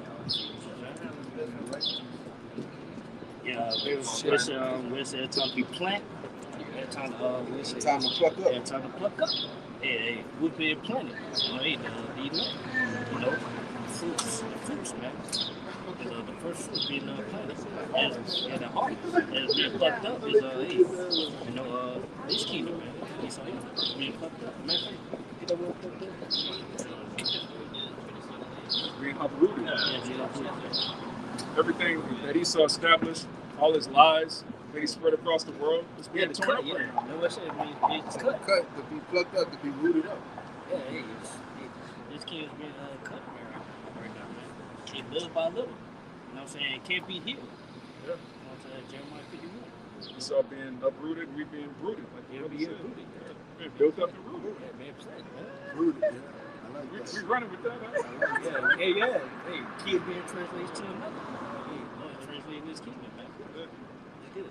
It's verse 3. It says a time to kill and a time to heal, a time to break down and a time to build up, a time to weep. Oh yeah, verse 3. Yeah. It says a time to kill, a time to heal, a time to break down and a time to build up. Yeah, you see, as we see a lot of killing going on earth, man. You know, Lord is putting a lot of people to death. He also he healing. He say it's a time of healing. Mm-hmm. So Lord is healing his elect. You know, from his darkness, man, the ways of this world. You know what I'm saying? He also it says it's time to tear down and it's time to build up. The Lord is tearing down this kingdom, as we said again. Yeah. You know what I'm saying? He's tearing down his kingdom little by little, and he's building up the elect. You know, he's building up his kingdom. You know what I'm saying? It says a time to weep and a time to laugh, a time to mourn and a time to dance. Yeah. We're in time of sorrow right now because we're on this captivity. But soon we gotta be in a time of joy. As we say, matter of fact, at the same time we're in a time of joy. We see these days come to pass. We see we're in the end of this place coming down. You know what I'm saying? Hey, our kids about to be brought up. You know? Everybody else, they could be in a time of sorrow, time of mourning. You know what I'm saying? And while we could be rejoicing when the evil times come. Like the scripture saying, thou shalt laugh in the family, man. You know? I'm gonna drop down to 6. It says a time to get and a time to lose, a time to keep and a time to cast away. Yeah, we in the time said to keep. Well, hey, we gotta keep this truth. You know what I'm saying? Keep in good terms with the brotherhood. You know what I'm saying? Hold that fence without head. Yeah, that's right. Y'all say lose the things of this world and said to be burned up. You know what I'm saying? All the attachment we got in this world, you gotta lose that. You know? It's a time to cast away. It's time to cast away. We gotta cast away our loved ones. You know, that's not right on this side. You know, we gotta cast away all that stuff, man. Obtain the kingdom of heaven. You know, we gotta keep the opportunity we have, to the heavens, man, to the chariots. I got a book in the back there. It's the book of Proverbs, chapter 25, verse 4. It says, take away the dross from the silver, and there shall come forth a vessel for the fire. Take away the wicked from before the king, and his throne shall be established in righteousness. So before a king sits on a throne, he scatters all the wickedness, man. You can't rule in a righteous kingdom with McDonald's and styrofoam and pornography everywhere, heathen running around, gooks proud walking up and down the street, going to chase some cats and boil them. All right, you have to take all the heathen and put them in subjection first. So there's a transition from one kingdom to another. That's not a contradiction. That's just how kingdoms work, man. Yeah, we all to clean something. We got take what the dirt. Purify. Like it's the same thing that King David did for Solomon. He handed him a list of all the filth. Yeah, you got to get rid of this, or else he really set him up in a righteous way. He set him up to be a great king. You know, and that's what's going to happen. What did Solomon have? He had 40 years of peace. That's right. Because of that. Because of that. He didn't have just wicked murmurers, backbiters, and traitors in his court. No, he got rid of them first. That's right. Yahushua is doing the same thing. When Jesus greater than Solomon, one greater than Solomon is here. So the house of David is going to have these heathen in subjection and have the kingdom in paradise for Yahushua all over. Right. Forever. Forever. Even forever and ever. Forever.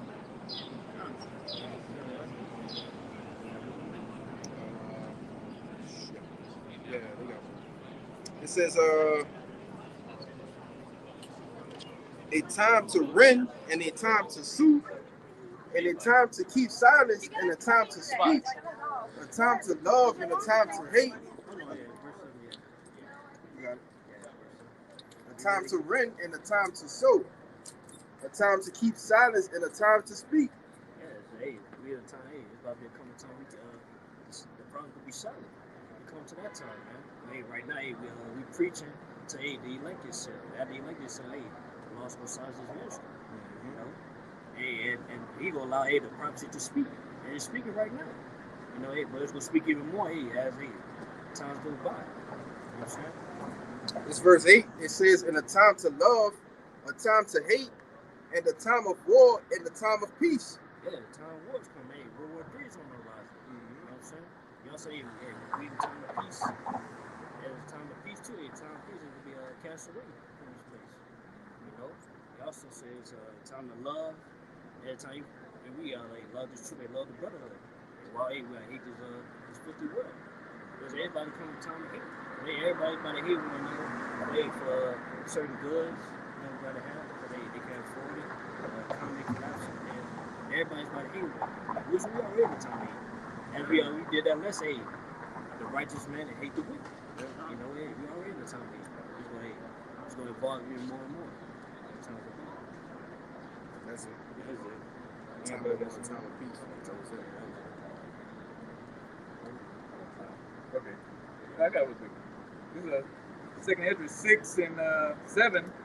Then answered, and I said, where shall be the parting asunder of the times, and when shall be the end of the first, and the beginning of it that followeth? And he said unto me, from Abraham unto Isaac, when Jacob and Esau were born of him, Jacob's hand held first the heel of Esau. Yes, basically, that's hey, where's the end gonna come? And what's gonna come after? This is the saying in this scripture. For Esau is the end of the world, and Jacob is the beginning of it that followeth. And this kingdom is Esau, Edom, and so-called white people. Yeah, their kingdom is gonna begin ours.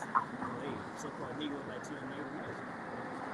That's gonna be everlasting. The hand of man is betwixt the heel and the hand. Other question, Ezra asked, thou not. Fucking Esau, he's coming down, man. You know, he's being pulled down spiritually. I ain't gonna talk about radio. I'm talking about you got to pull him down. You know, Yahweh Shimmy Shai is pulling this man down. You know, and we preaching his downfall, and you seeing it in live time. Man. You know,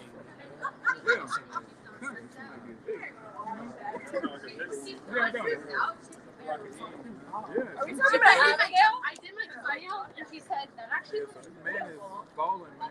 This whole empire, this system is collapsing right before our eyes, man. You know, and so this is how we know that this is the end. And yes, we know who Esau is. There's no doubting. You know, it ain't up for debate. You know, the scriptures clearly point him out through the Spirit, man, who the hell this man is. And, you know, and instead this bastard will be ruined at this time, you know? Yeah, you know what I'm saying? That's why, hey, we want the destruction of America to happen. The only way that's going to happen, only way we'll get our kingdom, our rulership will be set up, is, hey, this place got to be destroyed. You know what I mean? So, yeah, it's a cut, you know, they all saying, like, yeah, Jacob, they say we got about to do that, we want these things to happen. And that's what we want to our salvation, our rulership, man. I've heard the brother right here. This Second Ezra chapter 4, verse 28, it reads, 29. It says, if therefore that which is sown be not turned upside down, and if the place where the evil is sown pass not away. Where's that place of evil? That's America. That's right. All right, because America is full of evil doings. You know what I'm saying? That's why, hey, like I say, if that don't pass away, then what? It says, then cannot it come that is sown with good. Where's that sown with good? Hey, the kingdom of heaven. It'll be sown with good because it's gonna be an order. You know what I'm saying? It's gonna be righteous things. Build food. The kingdom is gonna be. The trees gonna rejoice. everything will be healthy in the kingdom of heaven, man. They the righteous rule. You know what I'm saying? Yeah, if I can say, there's this method in agriculture where you have big crops from like the winter and the fall. You burn it, right? You got to get rid of that first before you plant the new seeds, right? And what happens once you get rid of it? The good seed, right? It's able to spring forth, right, and abundantly. You know, so this place has to get burned, right? For righteousness to be righteousness is being sown, then it's gonna get burned. All right, the wickedness is gonna get burned, and then it's gonna spring forth. Right? That's how agriculture works, man. That's right. That's how it's called husbandry, right? Plant seed. You can't have a seed full of defiled soil and just everything's all messed up, and then you plant seeds there and expect something to grow, man. That's off. You gotta pluck it. You got to pluck everything up first, man. You gotta uproot all the weeds, everything wicked, and get rid of it, man. And that's what the Lord's gonna do to Babylon the Great. That's what the Lord's gonna do to the earth. He's gonna completely wipe Babylon off the face of the earth, and that fake state of Israel with them gutter rats. It's gonna be totally destroyed. Before we get there, you're not about to come down in a chariot and just post up in Israel the way it looks now. You know, like the men of the Lord gonna be in what they call Penn City, have that big pride parade. Yeah.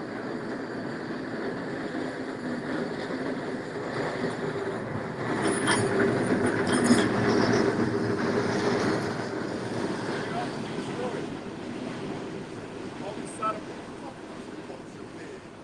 kosher pig. How can be kosher pig in the kingdom of heaven? It's like a kosher Edomite. There's no such thing. When you go into ash, that really helps the next plants to grow. It has the proper nutrients to really, increase the plant. Yeah, ash and fertilizer. That's right. It's a fertilizer. So hey, it's going to be a benefit that this place gets burned, and that wicked ass shit over there in our homeland get burned up.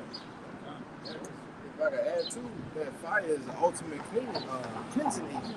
That's right. You know, that's the reason why the Lord, because He seen, the end was declared from the beginning, so He already knew how it was going to be in these last times. So that's why He's going to put forth that fire, all right, that stubble.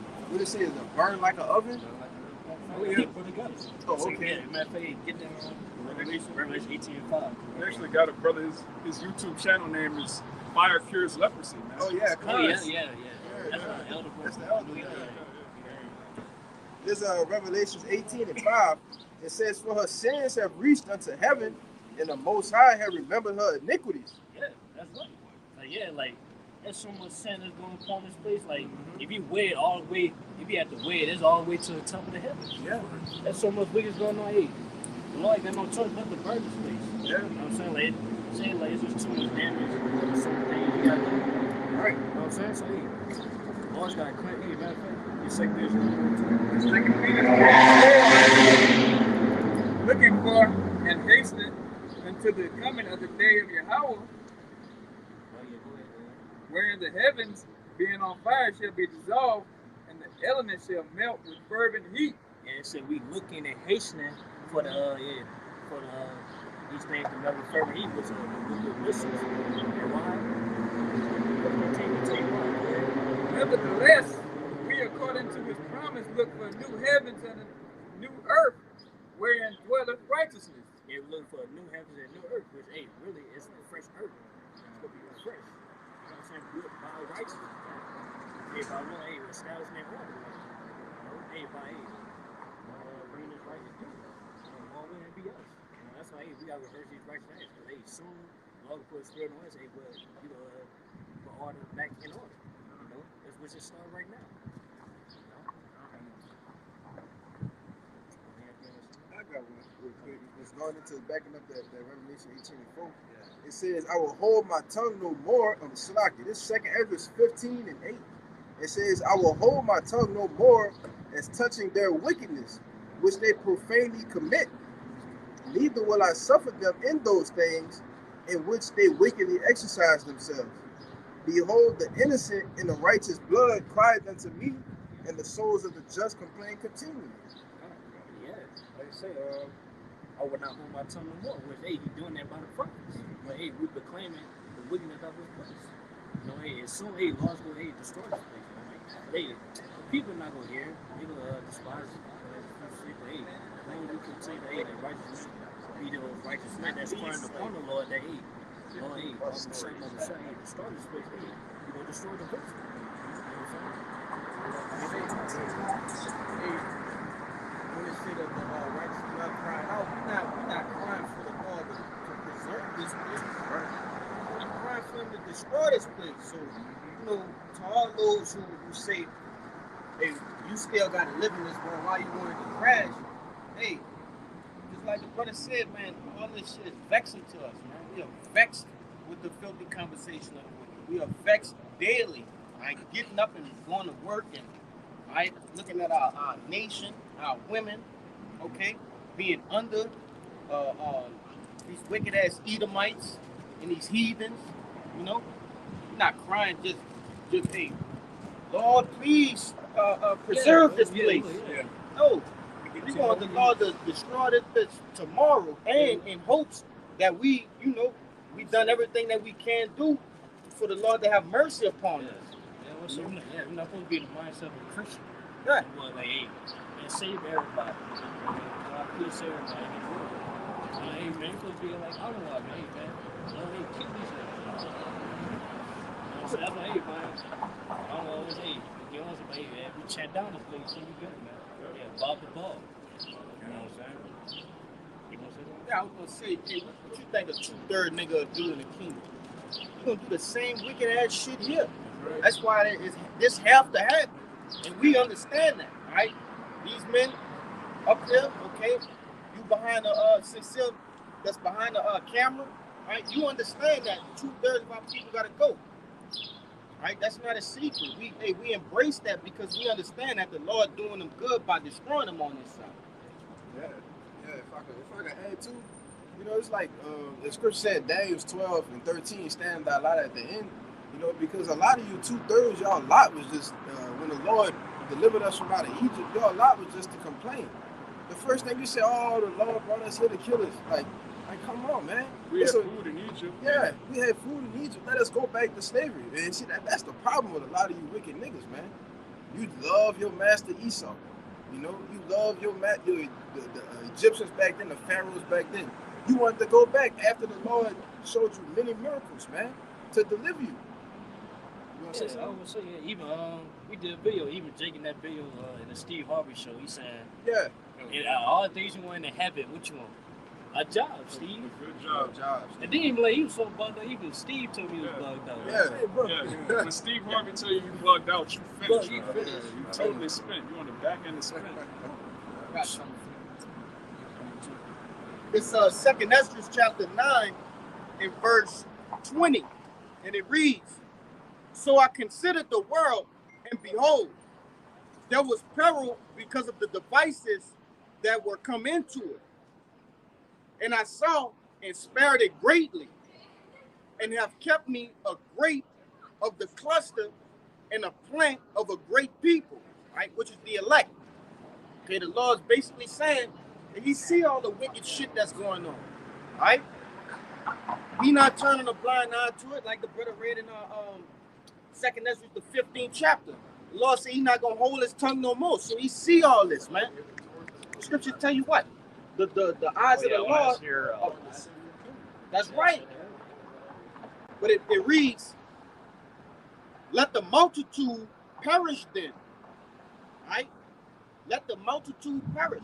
Y'all ass, it ain't gonna be how it was in Egypt, all right, after Egypt this time. You're not gonna get on the chariot. Lord, we had our phones down there, you know. No, the Lord not accepting that this time. All right? He's pissed off with you. It says what?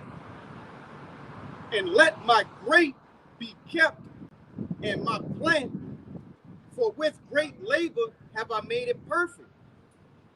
Salaki, I skipped the part. It says, I'm going to read 22 again. Let the multitude perish then, which was born in vain. and I brought that out to back the brother up Kashab, man. Right? Their lot back in Egypt was to do what? Just to complain.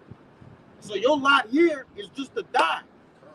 That's all you was born to do, was to die. You was born to die. You reincarnated. That's right. Yeah, your lot was to be wicked on this side and have to come through the loins of the elect. That's your whole, that's your existence wrapped up in a nutshell. All right? You want to bring something up? That's what brought that scripture in Mario 8, Ezekiel 9:4. Ezekiel 9:4. And Yahweh said unto him, go through the midst of the city, through the midst of Jerusalem, and set a mark upon the foreheads of the men that sigh and cry for all the abominations that be done in the midst thereof.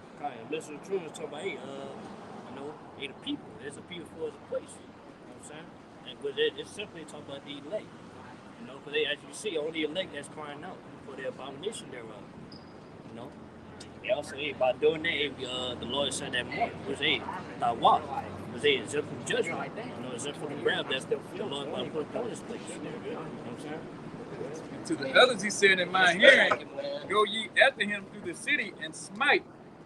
Let not your eyes spare, neither have ye pity. Yeah, as for other people that don't have that mark, that is exempt from judgment, they will be destroyed. They will be judged. You know what I'm saying? Go ahead. Slay utterly old and young. Yeah, old and young. Old and young. Now, no matter if you're a baby or you're an old, elderly person, you're going to be destroyed. The Lord had that set up that way. You know what I'm saying? Both maids and little children and women. And women. And also women too. Women will be destroyed. Stress it again. Yeah, the women's. And the women. The main point is, if you don't have that mark, of exemption, you know what I'm saying? You're going to be destroyed. You're going to be judged. You actually rats. You're going to lose a little death by pain. And a good side note to know, if you, Lord willing, us brothers, if you sit behind the camera, be of that mark of the walk, all right? But a good side note to know, if you're going to be on the side of a 2/3, is to just examine yourself and look at what you're doing, man. That's a good side note to understand which side of the fence that you are likely going to be on, That's why I say, Lord will, that we endure to the end. That he keep the spirit on us to the end, Yeah, that mercy. Lord will, had that mercy upon us to the end. Had that same mercy on David. Yeah. And my brother, you brought out the scripture earlier in the upper part of 2nd Ezra, the 9th chapter. Right? It tell you what it takes to get salvation. Right? Faith, works, belief. Then what it went into. Right? The things to work to a beautiful fucking destruction. Right? If you won't get beautifully destroyed, go ahead and forget the Lord. Right? Abhor his laws. Okay? And hey, that's really where it is. There's no middle ground. I was watching the Elder Menachem video yesterday, and it was a Christian, and he was, supposedly crying and sighing. But are you doing this? Right. You just crying. The Lord don't understand your words, brother. We crying and we making sense to the Lord. He just running. You're not, telling the Lord, hey Lord, this is what's hurting me. Right. You're not getting into the schematics of things. You just acknowledging that something is wrong. No, we acknowledging something that's wrong, and we also putting the work in behind it to help change it. Because this is what's, through Yahweh, through the power and spirit of Yahweh Shem Yahshua, like the brother brought out earlier. Okay, from the apostles on down, man, preaching this word. This is what is moving shit. Okay, this is what's moving shit, man. You don't move shit. You just talking about it. You gotta be about it. You gotta do something behind it. Jake actually prays to the Lord to keep America going. Jake actually prays for the economy to come back. Jake prays for everything the Lord said he wasn't going to do, man. You got to learn the prophecies and then ask the Lord to execute them. How long, Lord? How long, Lord? You see these proud devils coming up and down the street. When you going to judge them, man? You can't ask the Lord, you can't beg the Lord to upset prophecy. He's not going to do that. This is the book of 1 John chapter 2, verse 20. It says, but ye have an unction from the Holy One. Ye know all things. You know all things. You have an unction from the Holy One. So what are we doing? Why are you even praying for this place to continue if you have an unction from the Holy One, man? Make it make sense, Jake. They don't. Also, Exactly. Also, we got a place that's better for us. Exactly. You know what I'm saying? If you know all things, then you know that once this place is destroyed, the place that's the New Jerusalem that's coming into play is the best thing that you can ever have. They tell you in Corinthians, I had not seen, had not heard the things that Yahweh Shema Shai had prepared for us, man. This is just all vanity, you know? Jake don't believe that though. Right? Jake believe in America. He believe in everything he saw show him. He doesn't believe in a kingdom that's perfect, a kingdom that's righteous, a kingdom where we're on top. Jake can't see himself in rulership. Yeah. So he prays for Esau to have a better economy so he can get a better job. You niggas are losers, man. Like I said, man, it don't state that in the scriptures, but I can sit here and tell you, speaking as a man, every prophet that ever lived, they ask how long. Like, how long until we are in our kingdom? Right? Because that's the spirit of a prophet. We understand what has to happen. We understand what it takes to happen, and we 5150 behind that, 144 right behind that. That's the spirit Solomon was in. That's right. King Solomon had dominion over the earth. Okay, he was the richest man to ever live. He had 1,000 women. That's right. All he talked about was how vexing it was, because man, when I die, my son could just fuck all this up, man. That's Save right. The kingdom. You know what I'm saying? Like, hey, by us knowing that, we know that, hey, we never gonna be satisfied in America. Yeah. And they want us to be. This Second Ezra, the 6th chapter, in verse 57, and it reads, and now, O Lord, behold, these heathen, which have begun, which have been reputed as nothing, have begun to be lords over us and to devour us. Are these heathen not over us and lording over us? Are they not devouring us? All right? Not just Esau, Edom, but all these goddamn heathens, man. That's why when Yahushua come back, he putting all of their necks under his feet. He taking all their crowns. All right? It reads, verse 58, but we, the people, right? Who is his people? The Israelites, right? So-called blacks, Latinos, and Native Americans. It says, whom thou hast called thy firstborn, thy only begotten, and thy fervent lover are given into their hands. If the world now be made for our sakes, right? So that goes to show you, hey, we belong on top. Right? The Lord created this for us to rule over. Okay? And it reads. But that's vexing yourself. Like, we gotta pay to travel the world that's ours already. Yep. That's how you know we're in the curses, man. There you go. We Yasharala, bro. We princes of the power. That should be highly vexing to you. You got it, Uncle. And that simply goes back to what? Right? Surely oppression make a wise man mad. That's how you know who in the right mindset. If you're not pissed off every day you wake up and go clock in at a fucking Edomite job, you in the wrong mindset, man. This not for you. And I don't mean you just get up and you frowning in the face all balled up, all right, pissed off, you cussing at people all day. No, that don't mean that. All right, we go and do what we have to do, but you gotta have some type of, fire about you, man, when you wake up. Waking up at fucking, I got brothers that wake up at 3 in the morning. Come on, man. That shit wicked, man. But it goes on to say, if the world now be made for our sakes, why do we not possess an inheritance with the world? How long shall this endure? How long, man? And the prophets wasn't, Lord, could you extend this particular captivity? I got a decent job, Lord. Could you? No. The mindset of a prophet was always, of the elect, not just a prophet, because you you have the elect, all right, that walk up and down the street that have that understanding. They know we're supposed to be up at top. You know, they watch these videos, okay? They have the Lord supping with them. We understand, all right? They're not just walking around here asking the Lord to continue this fucking white man society. They know better. But that's the spirit of the elect. The elect are coming in that spirit. Yeah, that's what Scripture say. With a wicked man rule, hey, the people more. That's right. Hey, everybody more on this captivity, man. But yet, we the only ones that, hey, we know, hey, it's better for us. You know what I'm saying? Yeah, only actually wanted to fall. He wanted to follow. Everybody mourning, but they still want to go to work the next day, or they waiting to catch out their 401k or something in a couple of years, you know? Yeah, they still trying to build up this kingdom, Yeah. but we tearing it down. Hey, preaching up this word. Yeah, they still going out and voting, hoping things gonna get better here in America. You know, so these people not actually standing and crying when you get down to it, to the brass tacks, like they say. You know, just the men of the Lord. The men of the Lord are, man, nobody else. Because all these other people, like I was going in before, they just want to keep voting, keep getting fucked over year after year, keep paying these taxes to the devil, and just hope the Jerome graduate and go to college, and you know, and he make it. You know what I'm saying? Feel the American dream. Yeah.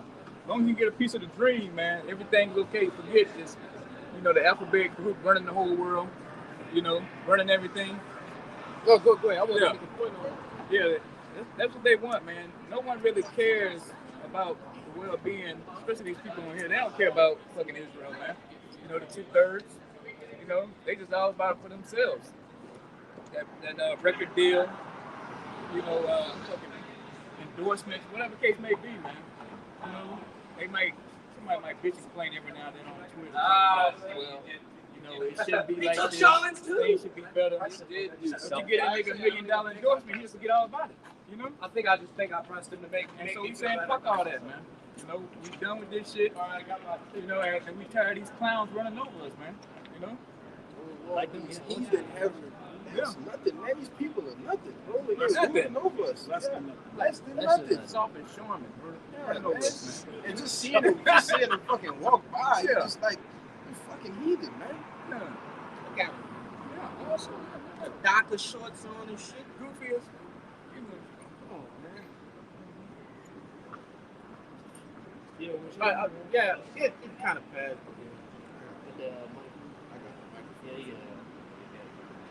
This is the book of Micah, chapter 2, verse 10. It says, arise ye and depart, for this is not your rest. So yeah, it said rise and depart. They start with our mindset. You know what I'm saying? Rise and depart from the ways of this world. You know what I'm saying? Because they say, hey, it's not our rest. You know, hey, we're not gonna be settled in America.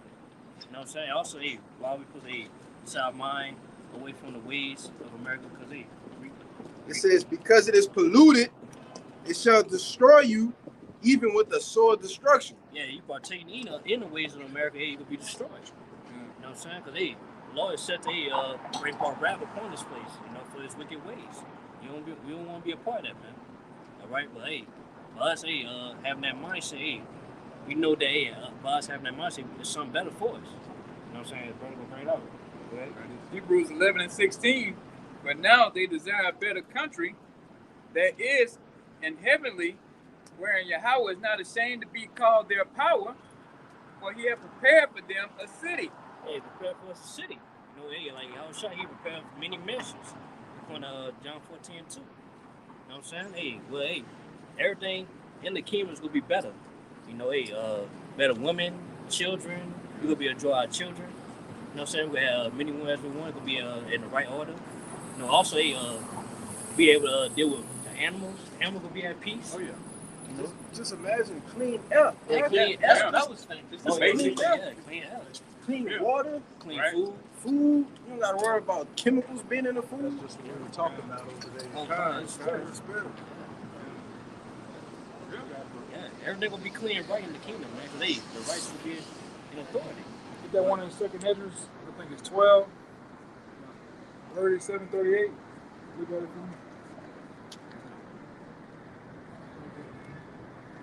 Look at the last one. 45 going to 46.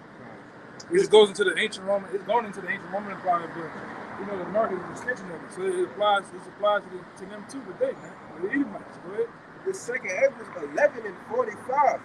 It says, and therefore appear no more thou eagle, nor thy horrible wings. Matter of fact, jump up here. Where you at?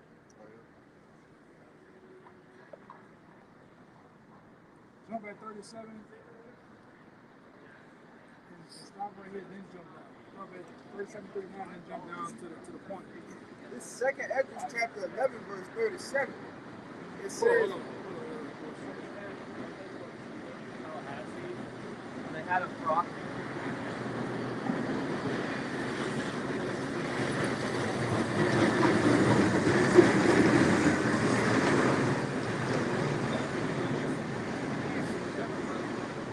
it's the book of second Ezra, chapter 11, verse 37. And I beheld and lo, as it were a roaring lion chased out of the wood. And I saw that he sent out a man's voice unto the eagle and said, Who was that roaring lion? Yahweh shot, man. That's right. He said, sent out a man's voice into the who? The eagle. The eagle is who? Who is the eagle symbolizes? Esau, Edom, man. That's right. Going back in the day, the ancient Roman Empire, right? And then guess what? Those are the same people today. They had the same symbols, same everything, man. And they get that on the building if you can get it. That's the eagle, and that's that Phoenix. Let's go back to the Phoenix. Also, they talk about down falling for him, Lord Lucifer, the son of the morning. But guess what? The illumination, he got the what do you call it? The light bearer, man. The torches. So he runs shit, man. It's gonna be a change in the guard of that. Go ahead. right, it says, verse 38, here thou I will talk with thee, and the highest shall say unto thee, art now thou it that remainest of the four beasts, whom I made to reign in my world. Reign in my world, showing you that the Lord still has power and control of every damn thing. I'm letting you do what you do, man. Going back into Second Thessalonians, man. He who will let it until the time be up, man. Roughly paraphrasing. You devils ain't in that God. You ain't in control of a goddamn thing, man. You just little toys on the Most High's big old table, man. Puppets on the string, man. But you think you so fucking high and mighty that you got the earth in full control with your military. You gonna see what's gonna go down, man. Go ahead. It says that the end of their times might come through them. It's gonna come. The end of their time gonna come through them via what? ICBM nuclear missile, man. Which you have created. I have created the Smith to blow up the whole coals in the fire. At the end of their time, they're gonna come through you through the creation of those missiles, man. Which those missiles been here.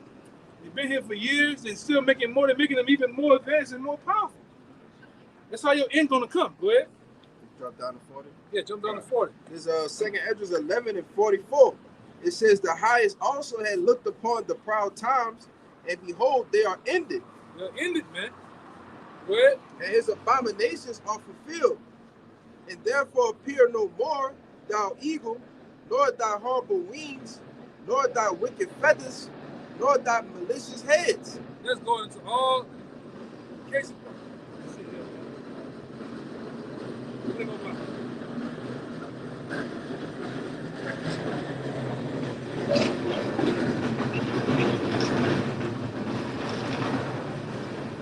Ultimately, it goes into the system of this evil, man. Because you got what? They got the left wing, the right wing of this system. Case in point, we dealing with the whole goddamn world. It's gonna be no more of Esau's rulership, man. Go ahead. It says, nor thy hurtful claws, nor all thy vain body. Yeah. That all the earth may be refreshed. That all the earth may be what? Refreshed. We get into talking about what? Ain't gonna be no more pollution of the water, pollution of the air. The brother just went into. They got millions and millions of plastic particles in the air. Yeah. When they fly them fucking planes, you see them lines in the sky. It's not for your health. That's for your dick health. They're trying to kill you, man.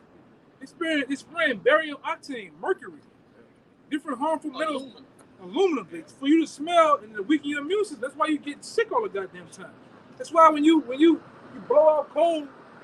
I said it in the last past view. When we was kids, coming up as kids, when we blew cold, we had it was lime green cold in the snot. Our snot was lime green growing up naturally. Now you blow that shit, it's clear shit come out. You know, it's white, pasty looking snot. Or the shit when you look at it real good on the napkin, it's got black little dots all in it, man. All blood. All blood. The devil's killing you, man. Go ahead. It says, it's verse 46, that all the earth may be refreshed and may return, being delivered from thy violence. Yeah, being delivered from the violence of who? Esau Edom. The earth man is trying to hold on, man. That's why we went around the corner saying that the earth, they having earthquakes, they having volcanoes. We having all type of shit happening to the earth because the earth is fighting this devil back, man. This motherfucker he's doing the fracking. This nigga doing all type of shit, knocking down trees just because. He killing animals. This nigga ain't just killing animals to put them on the goddamn wall. He just killing them for sport. The rhino, you got them ugly ass Africans out there. They up there killing the rhinos, elephants and shit, man, for no reason. All because you want a ivory goddamn bowl or some nunchucks, man. Or was it not nunchucks? We call them Chopsticks. Chopsticks and shit, man. You don't give the earth no rest. You don't give it a land Sabbath. You don't give a damn. You just pound and pound and pound. But then when we go out here and go fishing, we can only have 5 to 10 fishes a goddamn day. At a certain weight. At a certain weight and a certain length. Here it is. You've been killing all the goddamn whales. This nigga been doing whatever the hell he want to do, man. You see the whales, they've been attacking ships that's in yeah. crossing over. The whales attacking the ships now. Yeah. Sharks too. Sharks, I seen one this week. Niggas in the canoe. He's swimming, the sharks come out of nowhere. For nothing, bro. Yeah, everybody hates you, man. You so-called white people, man. Everybody hates your motherfucker, man. You got something? Yeah, bring it out. Whatever you got, brother. Everybody hates you, man. When the animals see you, they see you as that red devil, man. That you kind of formulate and make that mythical devil, hellboy. When the animals see you as that, man. Shit, hey, Hugo Chavez said it best. If you want to see who the root cause of all the world's problems are, you look at somebody with blonde hair and blue eyes in a shaved face wearing a business suit. Yeah. Watch that for real. Man, like the boy said in New Orleans down here, at the city hall, people must eradicate all white people. We got a coat, man. That happened out here at City Hall, man. Yeah, he was 4 Magnum hot. It's like I thought about it. There's no other way. Yeah, he can't. That's the Job 924 realization. Like that's the only person. That's the only thing. Yeah. You better fucking go, man. Cause look at what I say. I want to see, because we brought that scripture right now. Yeah. It's Revelation 18:5. There's so much wickedness going on in this place. It's reached up to the heavens at this point. This nigga turning everybody to freaks. There's another research from a black guy. He threatened his whole family. That dude was doing research, turning you so-called Negroes into punks. He was putting some in the water to make you niggas gay, man. Turn the frogs into frogs. Yeah, and they tested it on the frogs and they start putting it in your water supply. Cause what? You niggas still drinking faucet water and shit, man. You know, putting let's go into the rich neighborhoods out here. Ain't no liquor stores. Ain't no gun shops. Ain't no pharmacies, huh? Pawn shops in them niggas' neighborhood. That shit's about design, man. To kill your ass. Baptist church on every corner. Ain't no more bites in Arab stores in the Edomite neighborhood. They getting that badass meat. All right, badass chicken, them fucking owl wings. They giving you niggas and shit. Bat meat. Yeah, deep fried cat. I want. Give me a French fried rice. All right, and an 8-piece. That's 8 piece of owl, man. That's the right one. Hey, I feel like the wing. I mean the ribs. Yeah. From the Chinese store though. Yeah, get the fuck out of here, man. There's more bites than about them goddamn ribs, man. They give it to you niggas though. They poison you niggas. They give you niggas MSG.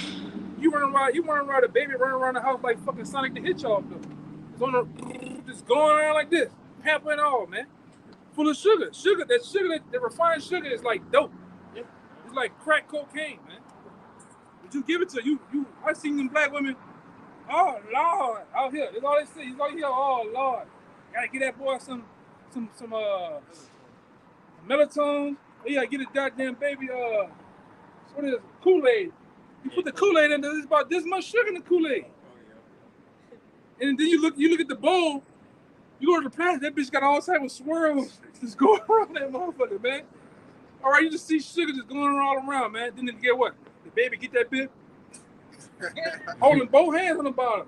Crazy as a motherfucker, though, man. I'm like, huh? Yeah, he's sparking up. You wonder why this nigga driving your car when you sleep? This nigga 3 years old, man. You all right? Yeah, you wonder why the baby got the chill. He frying eggs and rice while you sleep. You know? Fucking hey, man. Baby got the munchies. Yeah. Like Some shit going on, man. All that shit is set for to destroy you. Preferably your diet, man. That's what this nigga do, man. And I'm gonna say you something too. Soul food ain't soul food. Soul food is nothing more than death. It's death food. Hey, look at it. Yeah, he hollering, man. Nigga full of sugar.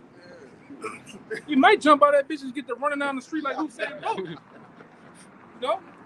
I think these niggas just eat sugar all day. You give him candy when they wake up. You giving them goddamn Capri Suns. Hot Pockets. Yeah, you giving the great value orange juice. You wonder why this nigga head is getting big and he crazy, man. You know? Serious shit. Like what's some candies? The warhead candies. Yeah. The baby looks like that warhead. Just like that, man. With a sagging pimp. Perpetually sagging. Huh? Perpetually sagging. Yeah. Hey, look at that nigga, man. He's going about 5 miles an hour in that bitch, man. you turn everything. Yeah. Full of that sugar though, man. Like I said, refined sugar, that sugar that you get out the store, you shouldn't be eating that shit, man. You should try sugar cane, man. Because anything like that, it's supposed to dissolve. Eating in cold or hot water, the sugar supposed to dissolve. That sugar stay white the whole goddamn time, man. Sank at the bottom of the cup. Yeah. I know niggas that just eat this shit for no reason. Nigga, grown ass man, 34 years old, he still eating sugar. Spoon of sugar, man. Man, you a dope fiend, man. You still drinking sugar water in 2023. You a dope fiend. You trying to get them urges to stop. Junkie, yeah. And you a junkie, man. You know? Everything is predicated on overly salty. You got niggas that just salt their food up too. Nigga, you just put Tony Sanchez on and shit. Now you going back and put some pepper and some more salt. Then you got the refined salt with the Edomite girl on there with the yellow dress on. And the what they call it? Martin. Yeah, Martin. That shit'll kill you, man. You don't supposed to eat that shit. If case in point, if you want real salt in your body that's gonna give you electrolytes, that's gonna give you energy, and so that you retain water, you're supposed to get Celtic salt. It's gonna be kind of green. Or you're supposed to get pink Himalayan salt, man. Right? And it helps you retain water. Like if this brother drinking water, a lot of you just drinking water just sitting in your body. You're not getting minerals, you're not getting nothing from it. Try putting some Himalayan salt in there. Just sprinkle a little bit. It ain't gotta be salty. Just sprinkle some in your water and drink it. Now the same water that you're drinking, it's gonna get into the muscles now, man. It's gonna get into the what they call it, the joints and shit, man. Shit, that water you drinking is actually stripping minerals from your body because that water's been stripped and tested time and time again. And that all that water that you talking about alkaline, half that shit ain't really alkaline, man. Right. Half that bullshit ain't alkaline. You put an alkaline strip to it, it really acidic, man. Half the shit that we drink and eat over here is compared to a battery in the car. Especially that shit, man. I'm still drinking that. I don't know what you're talking about. Really, even the beer, everything that's carbon that got bubbles in it, you ain't supposed to put in your stomach. I mean, this brother went into it the other day. All that bubbles and shit, it just strips the lining of your stomach. You know, and to put the lining back, you gotta take shit like to coat the stomach again. You gotta take shit like milk thistle, man, or colostrum to put a coat back in your stomach. So all you've been doing all year is just stripping it, man. You know.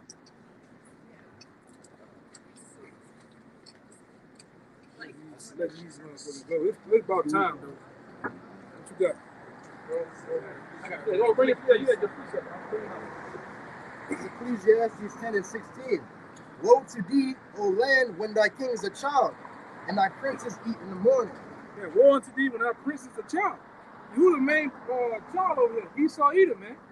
This nigga just put shit in your food. The chocolate that you niggas eat over here, the chocolate got rat shit in it, man. Yeah, roach blood is in the orange juice, man. And go look in the back. It's a technical term for roach blood. It's in the shit. Vanilla got beaver ass glands in it. Which I'm gonna say this too. Brothers ain't supposed to be eating no goddamn Pop-Tarts, man. That shit is crack, man. Yeah, I've been looking at the Pop-Tarts and some other shit for the last 3 days. The gel that's in the Pop-Tarts, that shit is nothing more than it's radiator fluid. It's a technical term for radiator fluid. You eating that shit, man. Them oils, the vegetable oils, that canola oil and shit. And when you look at that, it's pretty much just, car oils. Like that they were doing studies on that, and they said before they started really using those heavily processed oils, that's when people, were relatively slim. The and J.J. Evans days, the good time days, everybody was skinny. Yeah, you would rarely see a fat person. Remember back then, a fat person was there in the class. They knew their place. They was quiet. I'm fat. Can't say too much. It's like 1 or 2 fat people. Yeah, now you got everybody fat. You got niggas with titties like Finesse 2 times. That nigga got titties, man. And he got a fufa. He got a fucking fufa, man. You got more people having to pull their pants over their belly now. Yeah, he got a kangaroo pouch. A fat thug, man. You got fat models now, man. Yeah, that too, man. Plus size, right? I'm sorry. Body positive. Plus size models, my bad. What's that name of that? It's a store these women go to. Yeah. Lane Bryant. Lane Bryant. Big and tough. And the fucking the mannequin look like a Hulk. She like Brooke Hogan, man. A Michelin man. Fucking does that shit, man. You know? Yeah, the comedian that said if Lizzo is so beautiful, why do women get angry every time I say they look like Lizzo? It's not beautiful, man. You look horrible, man. And no real man wants you, man. Right? As a woman, you supposed to steal your ass in the gym, not just putting the camera in there and doing ass muscles with yoga pants on. Yeah, you supposed to be lifting, running, and doing shit to keep yourself fit. The women here in Babylon don't do that, man. That's what the Lord tell you in Isaiah the 3rd chapter about that rent. You see that? We see it rent. That's what the brother say. You make a comparison to them, it's an offense to them because you know that shit ain't right, man. Any rich man, any man of any wealth, just a regular man, any man with dignity. If I got the Ferrari F30, I ain't about to have no motherfucking Lizzo on the side of me, man. I got the McLaren shit. I can't fit the bitch. You know, I got the Lamborghini Urus. She ain't about to get on the side of me jumping out that bitch. She on that bitch like Bam Bam Bigelow and shit, man. No, man. The big show. You get out the car go from down here to up here. Yeah, man. The car just lift up like you're about to leap off the throne, man. Yeah.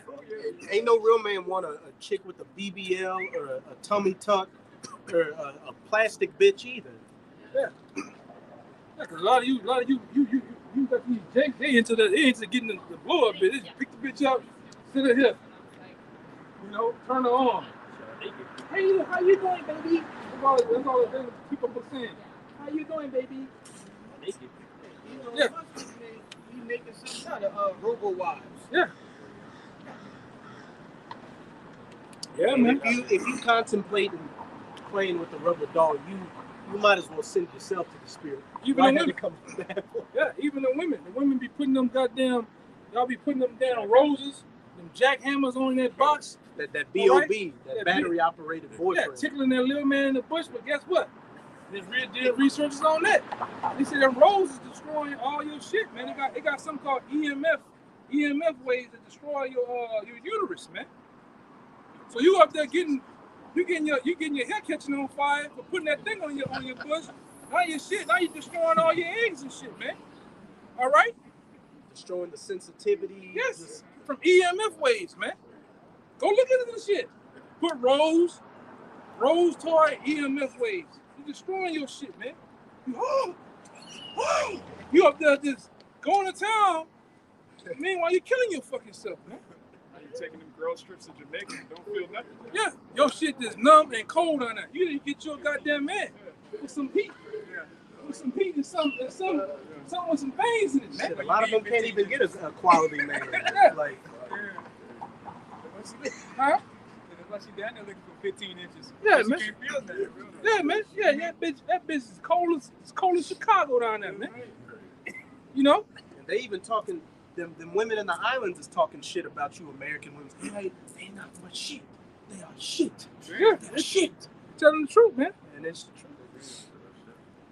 Hey, man, it is what it is, man. So, you want to read that one more time, Bubba Shot? Because we got a child over us that got everything in place to do childish things, man, to do bullshit, man. You know? Hey. This is Ecclesiastes 10 and 16. Woe to thee, O land, when thy king is a child. Yeah. Woe to thee, man. And this nigga is definitely a child, man. And he set the woman in place to rule right under him, man. Right? But real men ain't going for that shit, man. They childish too. You know? The bulk of these women, not all of them, but the bulk of these women, they childish, man. It's like talking to them like you're dealing with a child, man. You say that the least harsh thing to them, they all in their feelings. How you doing?